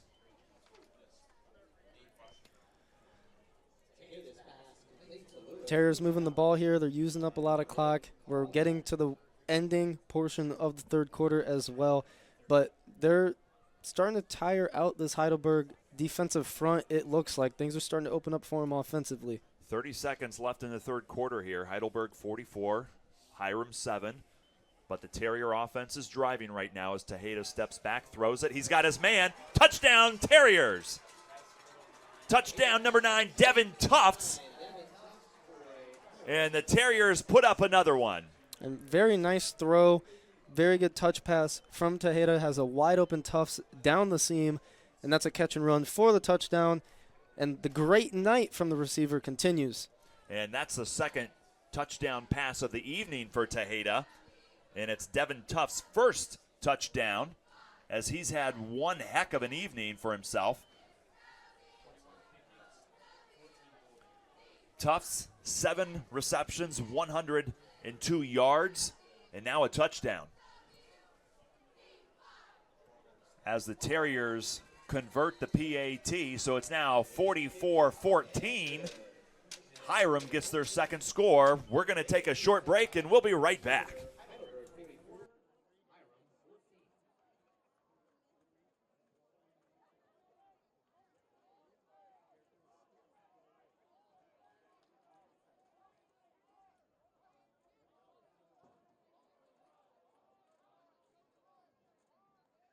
And welcome back to Herniman Stadium in Tiffin, Ohio. The Heidelberg University Student Princes, they've had a commanding lead all night long, but it's the Hiram Terriers who've had the last laugh as they just scored a huge drive there. 7 plays, 65 yards, and it ended with a Devin Tufts touchdown catch.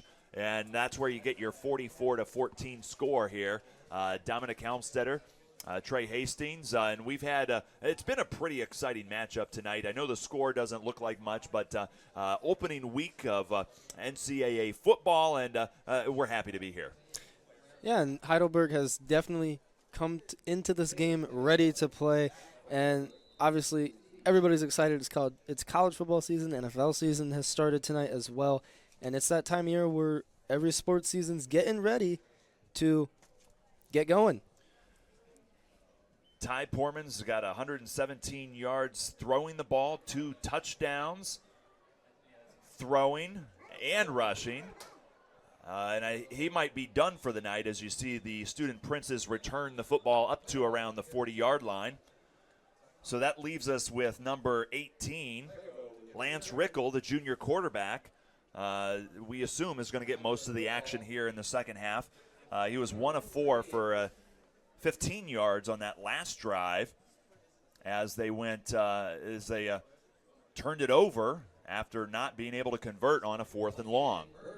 And with just 9 seconds left in the quarter, this possession will almost guaranteed go into the 4th quarter. Heidelberg looking to just get out of this one healthy and with a victory.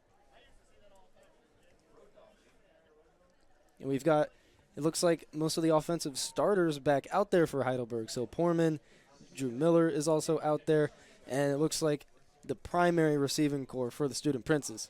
All right, let's see if we can keep all of these numbers and names straight for you, ladies and gentlemen. So we've got Rickel.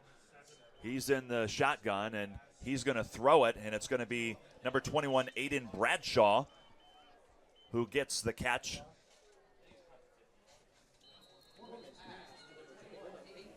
And that's going to do it for the 3rd quarter here from Tiffin. Heidelberg 44, Hiram 14. We'll be right back.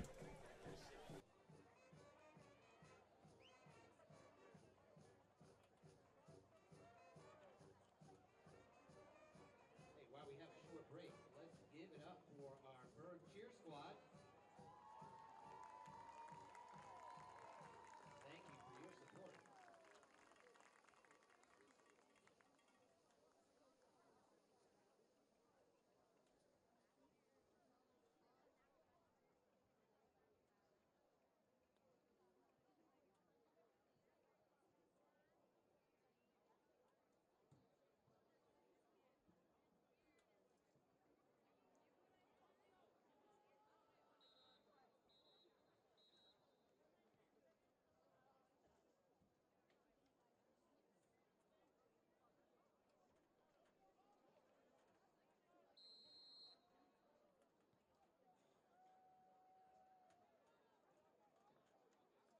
Welcome back to Tiffin, Ohio. 4th quarter here from Heidelberg University, and it was moments ago, right before the break, we had number 21, Aiden Bradshaw, coming up with a huge catch, 9 yards, and that brings us 2nd and 1 as Ty Porman looks to pass. He's going deep. He's got a receiver open. Did he catch it? Oh, not able to bring it in as Porman to Porman. The connection worked well on their TD drive. Unable to grab that one, though. And that would have been a spectacular catch. The diving, one-handed snag almost came up with it, but incredible effort there from Cole Porman. You know that they practiced that in the backyard growing up. You know they did. All the time, all the time. All the time Have is to. right. They have to. Oh, man. Well, incomplete pass as they took their shot there, so it'll be 3rd and 1 from the 50-yard line. Ty Porman's just going to tuck it and run, and that should be enough for a first down pending the spot on the play. Yep, first down, Heidelberg. Another tush push that they've executed here, so it's something that they have incorporated into their playbook. Hey, if it works, it works. If it ain't broke, don't fix it. Yeah. Rules Commission for the NFL couldn't find a reason to get rid of it. It's probably not going to go anywhere. Couple votes short. That's right. First and 10 from the 48 here, as they're going to give it to it looks like we've got number 5 in there rushing the football for Heidelberg. Let's see if I can find Corbin Haley is who we've got.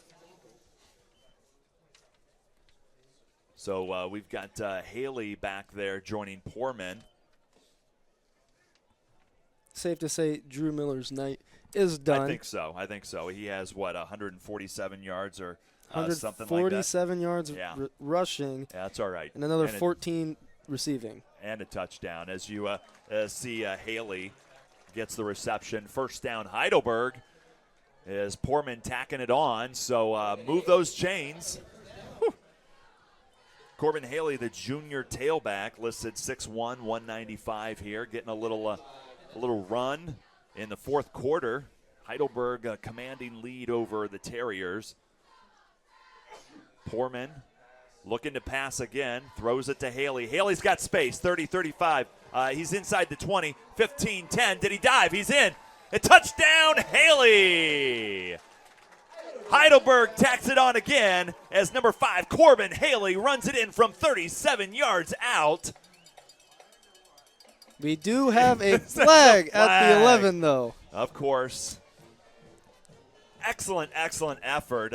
Cue the band. They're on it right now. Number 5, Corbin Haley, at the moment, a 37-yard scamper for the score. And we'll wait and see what happens here, as we've got yet another penalty down there on the field. It's probably going to be a illegal block in the back or blindside block here by Heidelberg. Personal foul, blindside block, number 23, the offense. Yeah, blindside on Heidelberg. So it'll be a first down. So that's the good news. Bad news, 11 penalties for 83 yards on Heidelberg tonight. Definitely an unhappy Coach Donaldson after the game, even with the amount of points, but way too many penalties. This is a team that prides itself on avoiding the mental mishaps, and they have not done that today. And, if you look at the other side, too, Hiram also has 11 penalties. That's a lot of flags in a game. It's a lot of penalty yards as well, over 160 combined between the two teams. So after Haley's valiant effort there, they got a first down, first and 10 from the 26. Haley's going to take the handoff there, 25. He's going to be thrown down around the 23-yard line, so that'll bring up second down for Heidelberg. Not quite a horse collar tackle. It was just a very aggressive tackle via the jersey toss. So good effort there, though, from Haley. And you're seeing Haley. He's coming out of the game, and it's number 30, LeMaster. He's going to go in the game, so Kalen gets another chance at this. And, he did a fantastic job in the second quarter, where he had 25 of their 45 yards on a scoring drive, and that's kind of where he's at so far tonight. So 2nd and 6 from the 24-yard line. LeMaster takes the handoff. He's going to be drugged down behind the line of scrimmage for a loss. And the Terriers are doing a really good job of late of getting in the backfield. They're getting pressure on those Heidelberg runs. They haven't been quite as effective outside of the big scamper by Miller in the third quarter. Linebacker number 20, Malik Wilson, excellent open field tackle to take LeMaster down. And LeMaster, he's got a little bit of a burst, so he's not an easy man to drag to the ground. So 3rd and 9 from the 25-yard line after the loss on that last carry. Heidelberg looking to convert and keep this thing going. Poorman dumps it off to LeMaster. He's got space, 20, 15, puts his shoulder down and plows his way forward inside the 10-yard line. Oh, goodness. Woohoo, boy. Big time offensive hit stick. Kalen LeMaster bringing LaBoom on that one. And he fired up the sideline, the student section, everybody. Poor man, he's going to have to tuck and run. Flag is in the end zone. So let's see if this touchdown scamper stands for Ty Poorman. It could be his third rushing touchdown of the night if everything goes all right. And that one looked like an off-script scramble. He wanted to hand it off to his back. He wasn't anywhere to be found, so he just ran it in himself. But touchdown pending the penalty once again. Now, I'm not sure if you can see it because that yellow flag blends in with the orange, but it's between the L and the B on the screen moments ago. So the officials, they're going to chat about this one. And they've done a lot of chatting. We said a little bit ago, 22 accepted penalties. That doesn't even include the ones that they did not accept. I know Heidelberg's declined a couple, so yeah. We're probably closer to 25 to 27 called penalties in the game. There was no foul for illegal substitution. The 12th player hit off of the field. So no call. Touchdown. Ty Poorman, touchdown. That's what you need to know. Number 7, Ty Poorman, another rushing touchdown. It's now 50-14. Look, how fun is this if you're Heidelberg? I mean, you're getting the backups in, you're getting the third stringers in. I mean, it's an all-around win for everybody. Obviously, there's some areas of, I won't say concern, but just in terms of execution, there's some areas they need to clean up. The penalties, I think the pass defense at times. But despite that, they lead 51-14. After the Ramsdale PAT, you heard it, 51-14, Heidelberg with the lead.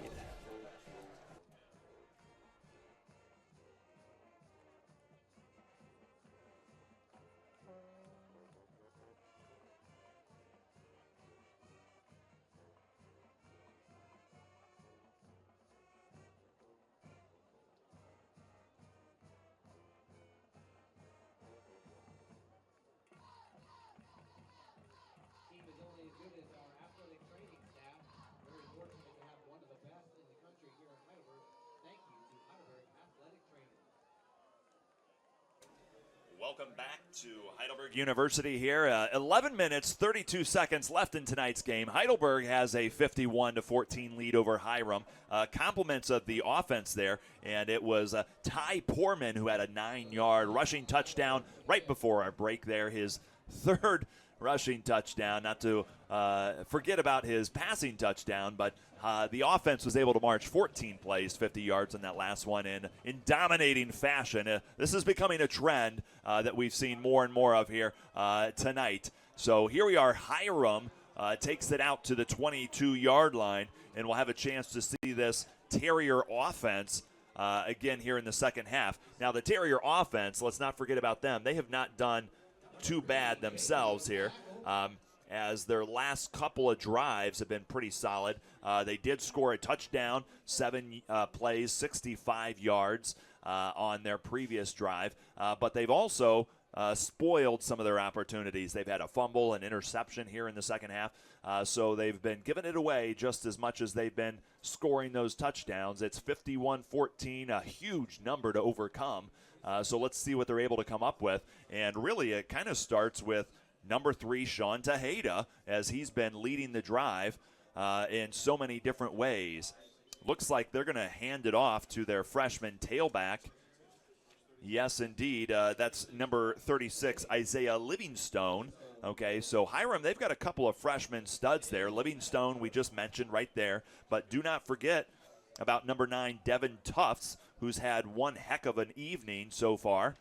And Tejeda, he's going to be hit, flushed out of the pocket, nowhere to go. He's going back, way too back. He's rolling, trying to make something out of nothing, throws it away, and that's going to bring up a long third down for the Terriers. And we've got another man down here. So why don't we take a short break? We'll check in on the injured. You're watching Heidelberg football from Tiffin, Ohio.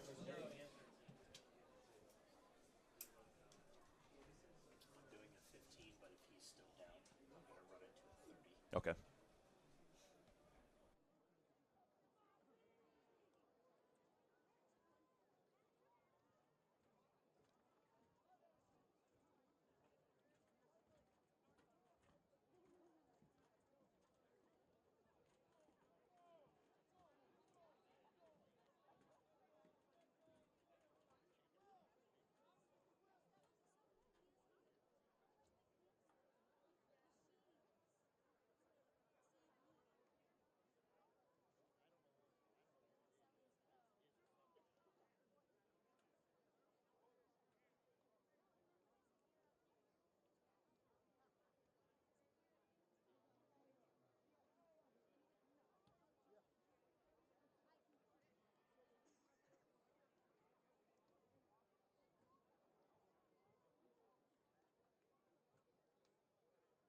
You're watching Heidelberg football here. We're going to take another short break, but we will be right back.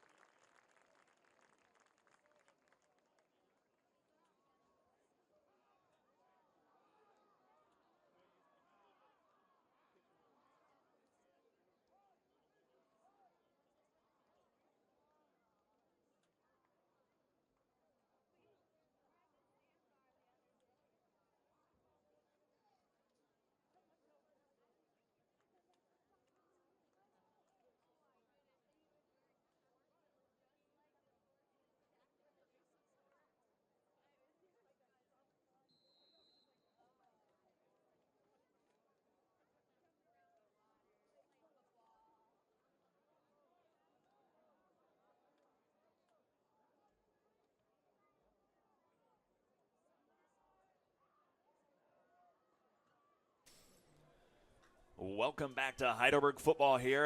Moments ago, we had a injury on the field, and it was number 72, Jonathan Humphrey, who was able to walk off the field. So we'll keep an eye on his health and well-being there. Hope to see him back here. Meanwhile, the Terrier offense back out here. They get a short gain, but it's still going to bring up 4th and 5 as they're going to be forced to punt the ball away. Hopefully they can execute this punt just like the last few, but unlike the very first one of the game, and obviously we're in the last 10 minutes of regulation, but both teams looking to just finish this one playing clean football and also healthy. Absolutely. So 4th and 5 from the 27-yard line as they're going to be punting it away to the Student Princes, and they're going to let it roll, and that's going to land right around the 35-yard line. So decent field position again for the Student Princes in this deadly offense. Offense has been just having themselves a night. Poorman has 177 passing yards, a couple of passing touchdowns, not to mention his rushing touchdowns. Peters, 3 receptions for 53 yards and a score. And then the other Poorman, not to be outdone by his brother, 4 receptions, 32 yards, and another touchdown. And Heidelberg has had 8 different receivers catch a pass in this game, so they've had production everywhere. Meanwhile, for Hiram, 7 for 102 and a touchdown for Tufts of the Terriers. Stapleton adding 6 for 68. A pretty solid game passing, though, from Tejeda, 23 of 33 for 278 so far, 2 touchdowns, 1 interception, and he has been sacked 3 times. All right, it looks like Rickle is actually, it's not Rickle. It's going to be number 10. Ulrich, who's in at quarterback. So Arledge there is we get a chance to see him for the first time tonight. So we've had to see Ty Poorman and Lance Rickle. They've gotten most of the snaps here. Poorman getting the start, and now we've got the senior quarterback Alex Arledge, number 10. As you see a pass there, and he connects with number 5, Corbin Haley, and he's going to get a short gain right there, and that'll bring up 2nd. It was actually Clairvaux out there. Was it Clairvaux? Okay. So he's getting some offensive snaps now after being the lead return man for the kickoff team for the Student Princes, but they've got Mason Mossberger out there at receiver alongside Clairvaux, also Arledge, and pretty much from that point on it'll be reserve ridden for both teams. All right, we're going to do our best to get the numbers right here. These old eyes don't see quite as good as they used to. 2nd and 6 from the 40-yard line, and it's going to be Arledge handing it off, and he's got some space here. 45-40, going to be taken out right around the 35-yard line. And it's going to be number 31, Brylan Parker, freshman running back, huge gain. And he's definitely not the size of Drew Miller, 5'11", 205 at running back. That is a big human being that one tries to tackle. You know, you say running back and 205 pounds. I mean, we're used to seeing Drew Miller, who's 165 pounds, and this big fella comes rumbling at you. You want to get out of the way. It's definitely a change of pace. It's a huge gain, yeah, on a big change of pace on that one. He's not going to outrun anybody, but he is going to run some people over. So, no doubt. 1st and 10 from the 37-yard line. Arledge joined in the backfield by Parker. Parker is going to get another carry as he's going to be taken down inside the 35-yard line. That'll bring up second down for the Student Princes.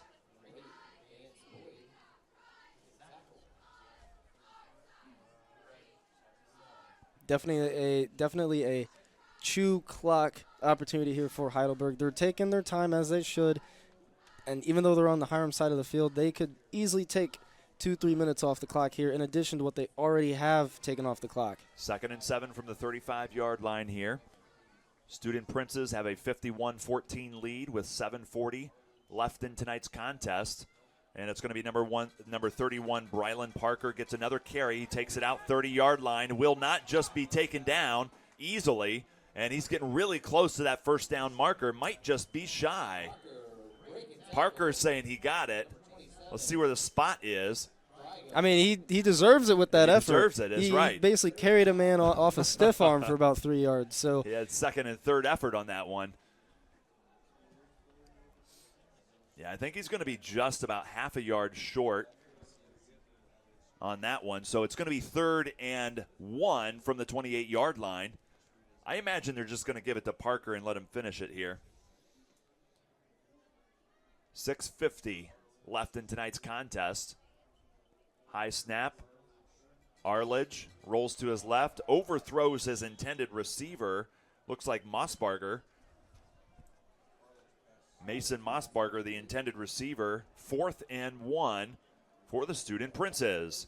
And definitely they will go for this, not really in the range of Ramsdale, and even then it's barely 1 yard. So I would expect them to get this.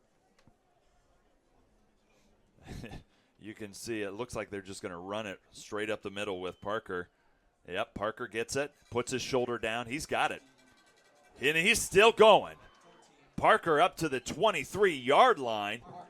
1st down, Heidelberg. Already the now 3rd leading rusher there you go. For the Student Princes, and they've had not 1, not 2, not 3, 4, or 5, but they've actually had 7 different players get in Pretty on good. That rushing attack for over 260 yards so far. 5 plays, 36 yards so far on this drive, and most of those plays have gone to number 31, Brylan Parker, the freshman tailback. And he's made good on it as he just punched it across the first down marker. 1st down, Heidelberg, 1st and 10 from the 23-yard line. Parker gets it again off to the left side, works his way forward, lowers the boom as he's taken down around the 15-yard line. Again, close to the 1st down marker. Heidelberg they've already taken over 5 minutes off the clock here, so as I had mentioned, you can be in opponent territory, but you can still take off a lot of that clock, and they're obviously going to in this situation, but they've just now reached the red zone and could still get another 1st down or 2. 5:30 left in tonight's contest. Of course, you want to make sure that you stay tuned here. After the game, we'll recap all of tonight's action, and we'll take a look at some of the individual athletes that kind of piqued our interest and name a player of the game. So make sure you stay tuned right here on Heidelberg Football, your exclusive broadcast team for this season. Parker gets it again as he has enough for a 1st down, so Heidelberg moves those chains again as we're inside the 5-minute marker here. Taking their time, going slow, working the clock. And no need not to either. Obviously, they would ideally like to maybe take a shot or two off play action into the end zone or just in general, but they don't necessarily have to. They're having success running against Hiram. They have all game. And when you got a big physical back like Parker in there, no reason not to hand it off to him.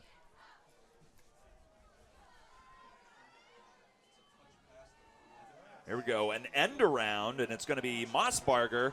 Touchdown, Heidelberg! Really, I really like that play design. That's not something we ever see from Heidelberg. I don't think I've seen a motion jet sweep toss in now my 5 years here. So, I mean, that's a very creative play call. I like it. And it gets a passing touchdown for Arledge and a receiving touchdown for Mason Mossberger. Number 3, Mason Mossberger, the junior wide receiver, punches it in from 12 yards out. Touchdown, Heidelberg extends the lead. It's now 57-14.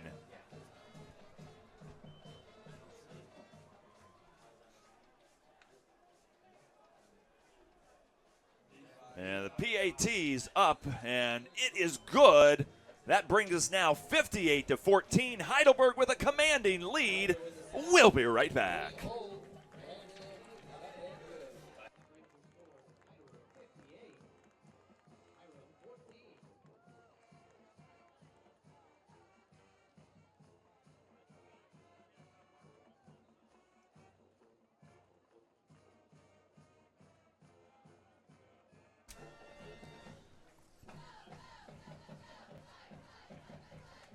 And we're back at Heidelberg Stadium in Tiffin, Ohio, and we were talking off the air, so the shuttle pass, technically a pass, that's a 12-yard catch there for Mossberger. Touchdown is the end result. We know that for certain. 58-14 as Heidelberg is just opening things up over the Hiram Terriers.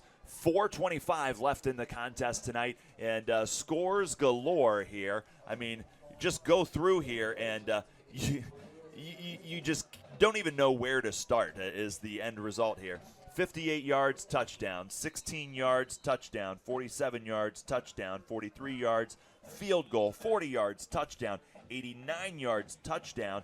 59 yards, touchdown. And then they just capped off a 9-play, 64-yard drive for a touchdown. And the other two possessions were turnovers on downs, so they have not punted.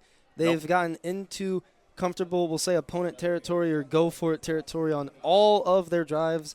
That's a near-perfect game by Heidelberg's offense. That's 8 for 10 on their 10 possessions with scores. And, you know, that first turnover on downs was basically at halftime, so we won't count that one. But you're right.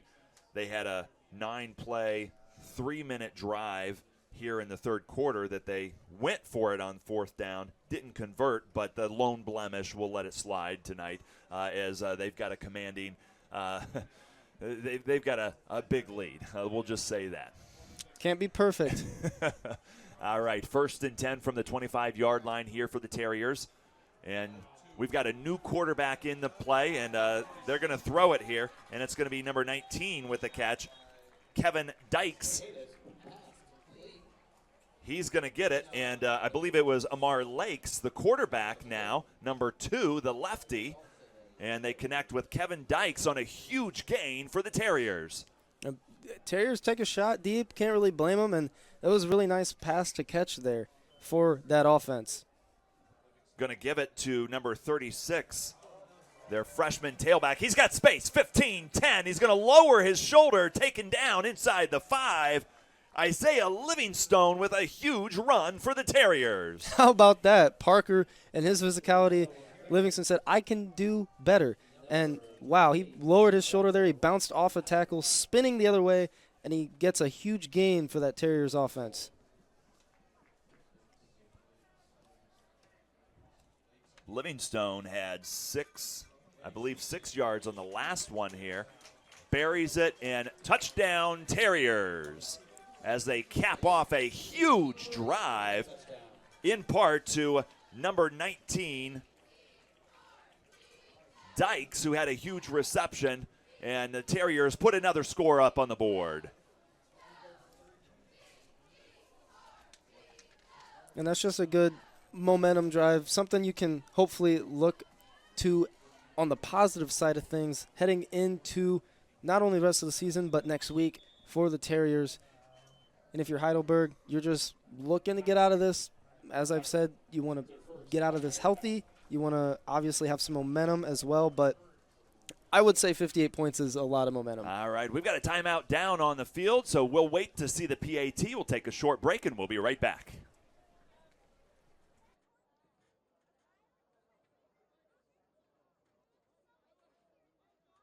We'd like to take a minute to thank our student body for putting the fences back to where they're supposed to go.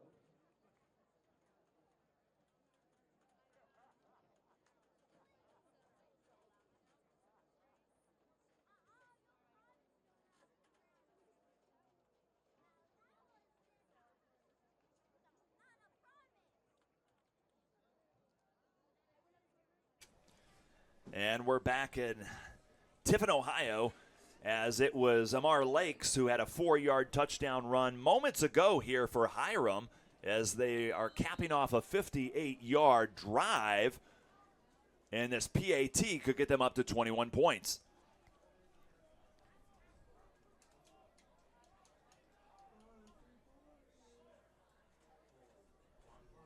PAT knocked away, and no good, so we'll stay at 20 points here, but great drive there by our new quarterback, Amar Lakes, as he brought a little energy to the offense and really got them going there here in the fourth quarter. Both teams now having missed PATs. Heidelberg's off of a penalty, and that was a really good bull rush there by the whole unit for Heidelberg. There were 4 guys there ready to block that kick. Lakes, 6-foot sophomore, lefty, so a little bit of a different look there for us, but had an electric throw and was able to connect with Kevin Dykes, and then runs it in for his first score of the night. And Heidelberg, let's see what they're able to do in response. I think the response is going to be a lot of Brylan Parker here just to try to close things off, unless they get a really good kick return here, which is possible. Parker did a pretty good job last time. You can't argue at all. But it was the creative play calling by the Heidelberg coaches where Mossberger kind of got that shuttle pass in for the score here. As you see Heidelberg taking it, and oh goodness, 30, 20, one person to beat, 10, 5, oh my! Heidelberg! What a return from Clairvaux. The ankle-breaking juke to the kicker, and then the big pancake on the return as well. Man, huge execution. The fans, the student section, they're going crazy. Those barriers don't stand a chance. They keep getting knocked down. Touchdown, Heidelberg, with a huge return on the kick. And now entering the 60-point category for the Student Princes. I keep waiting for the official yard count on that, but oh my goodness, it was beautiful. They kicked it really short to Clairvaux. He had to catch it off the bounce, and he made a really creative run there. Thought he was going to get tackled at around the 45-yard line, and he broke a couple tackles, got through, and the rest was done. 72-yard touchdown return, Tyrese Clairvaux. Heidelberg is on the board again, 65-20 after the PAT. Woo. We have not seen one of those tonight. We have not. I thought Clairvaux would get one potentially. He had a couple really nice returns early in the game, but he's still out there returning kicks, and boy, did he make that one just a beautiful, beautiful play. Yeah, we've seen a lot of fair catches.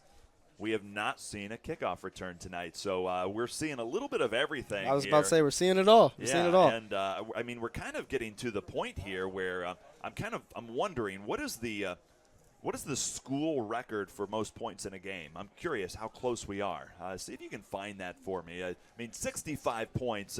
Called a lot of football. I know it's the most I've witnessed from 65 points is not normal. The highest score that I've ever seen was a 77-7 game, but that's high school football.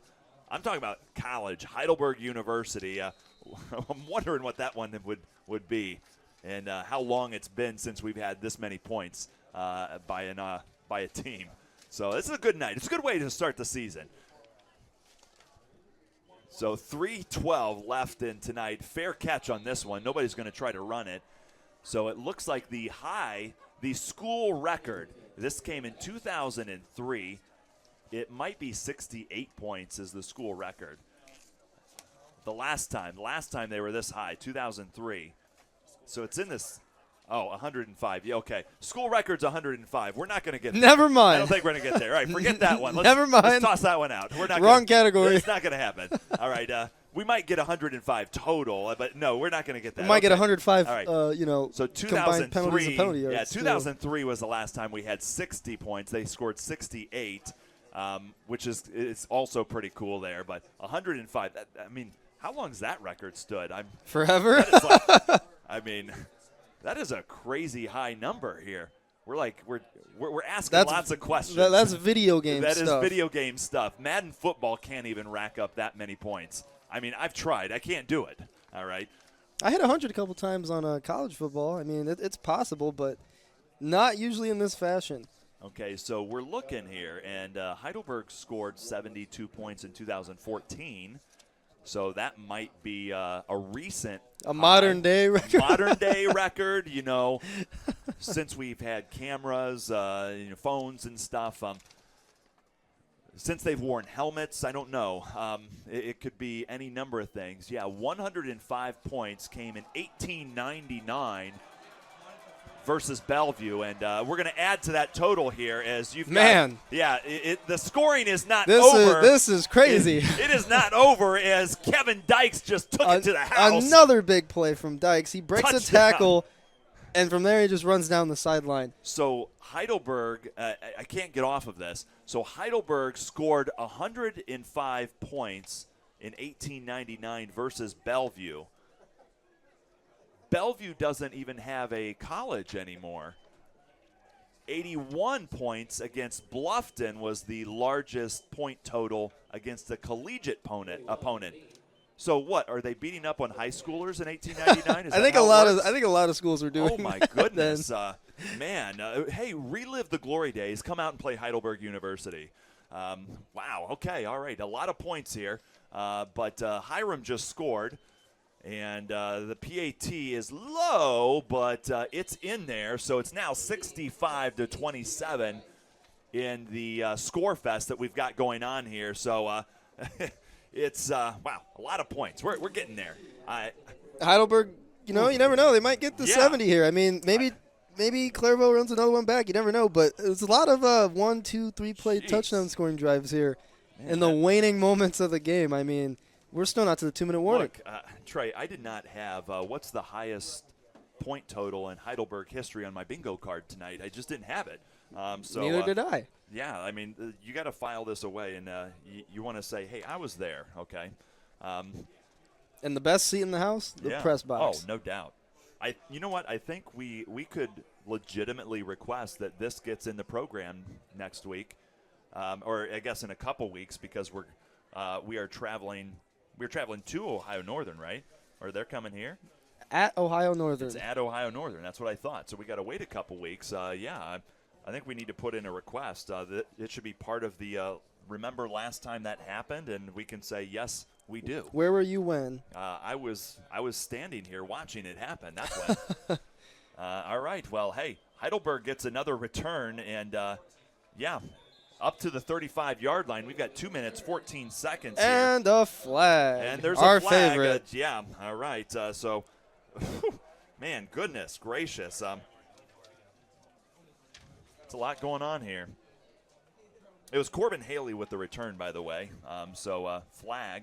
Let me look up the number of penalties that we've got so far here. Hiram has 11 for 86. 11 penalties for 86 yards. Make that now 12 for more yards. Heidelberg has 13 penalties for 103 yards. That will be a pretty upset Donaldson.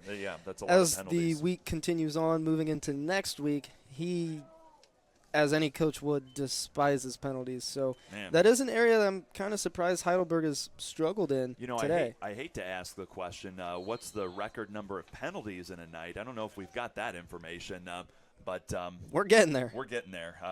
So we've got a new modern record. Here we are as Heidelberg plows their way forward up to the 45-yard line. And we've got a new fella in there running the football, number 43. So let me get his name because I want to make sure he gets credit. Luke Blatnick, freshman tailback here for Heidelberg. And I believe Rickles, he's back in at quarterback. So 2 minutes even. We got our 2-minute warning here. 2nd and 6 coming up from the 46-yard line. 65-27. Okay, Trey, we got to start thinking about player of the game. So keep that in mind. And while you're thinking, we're going to take a short commercial break.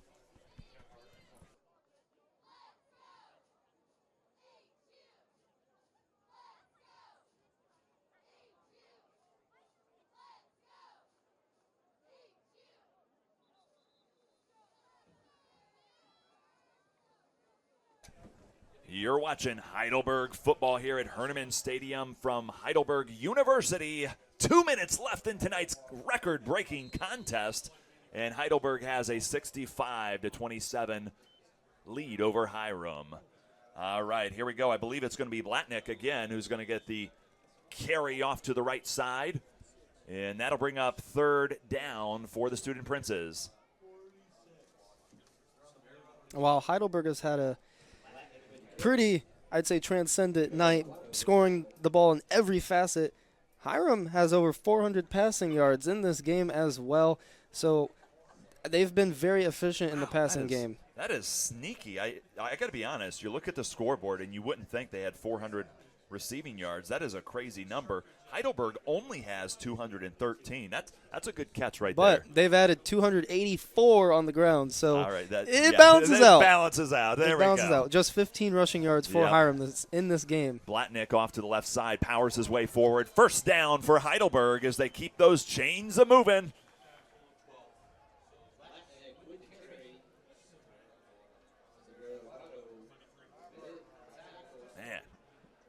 Blatnick, 205 pounds. I just can't get out of my mind because, again, Drew Miller's only 165. Miller had one heck of an evening tonight. He had a score, 147 yards, and he still hasn't – I don't think he's played much here in the second half at all. Barely. Yeah. And Coach Lewis is down there livid with the official. He saw something out there he did not like, but – victory the officials formation. Let it play on. Victory formation right here is Rickle as he kneels down, and hey, that's going to do it here as the clock works its way down and almost expires here. Heidelberg University starts off the season 1-0, continues their domination in this series. Now they've won 9 of the last 11 contests, and including last year, they've got 2 big-time victories. Final score here from Tiffin, Ohio. Heidelberg 65, Hiram 27. We're going to take a short break. We'll come back and recap all of tonight's action.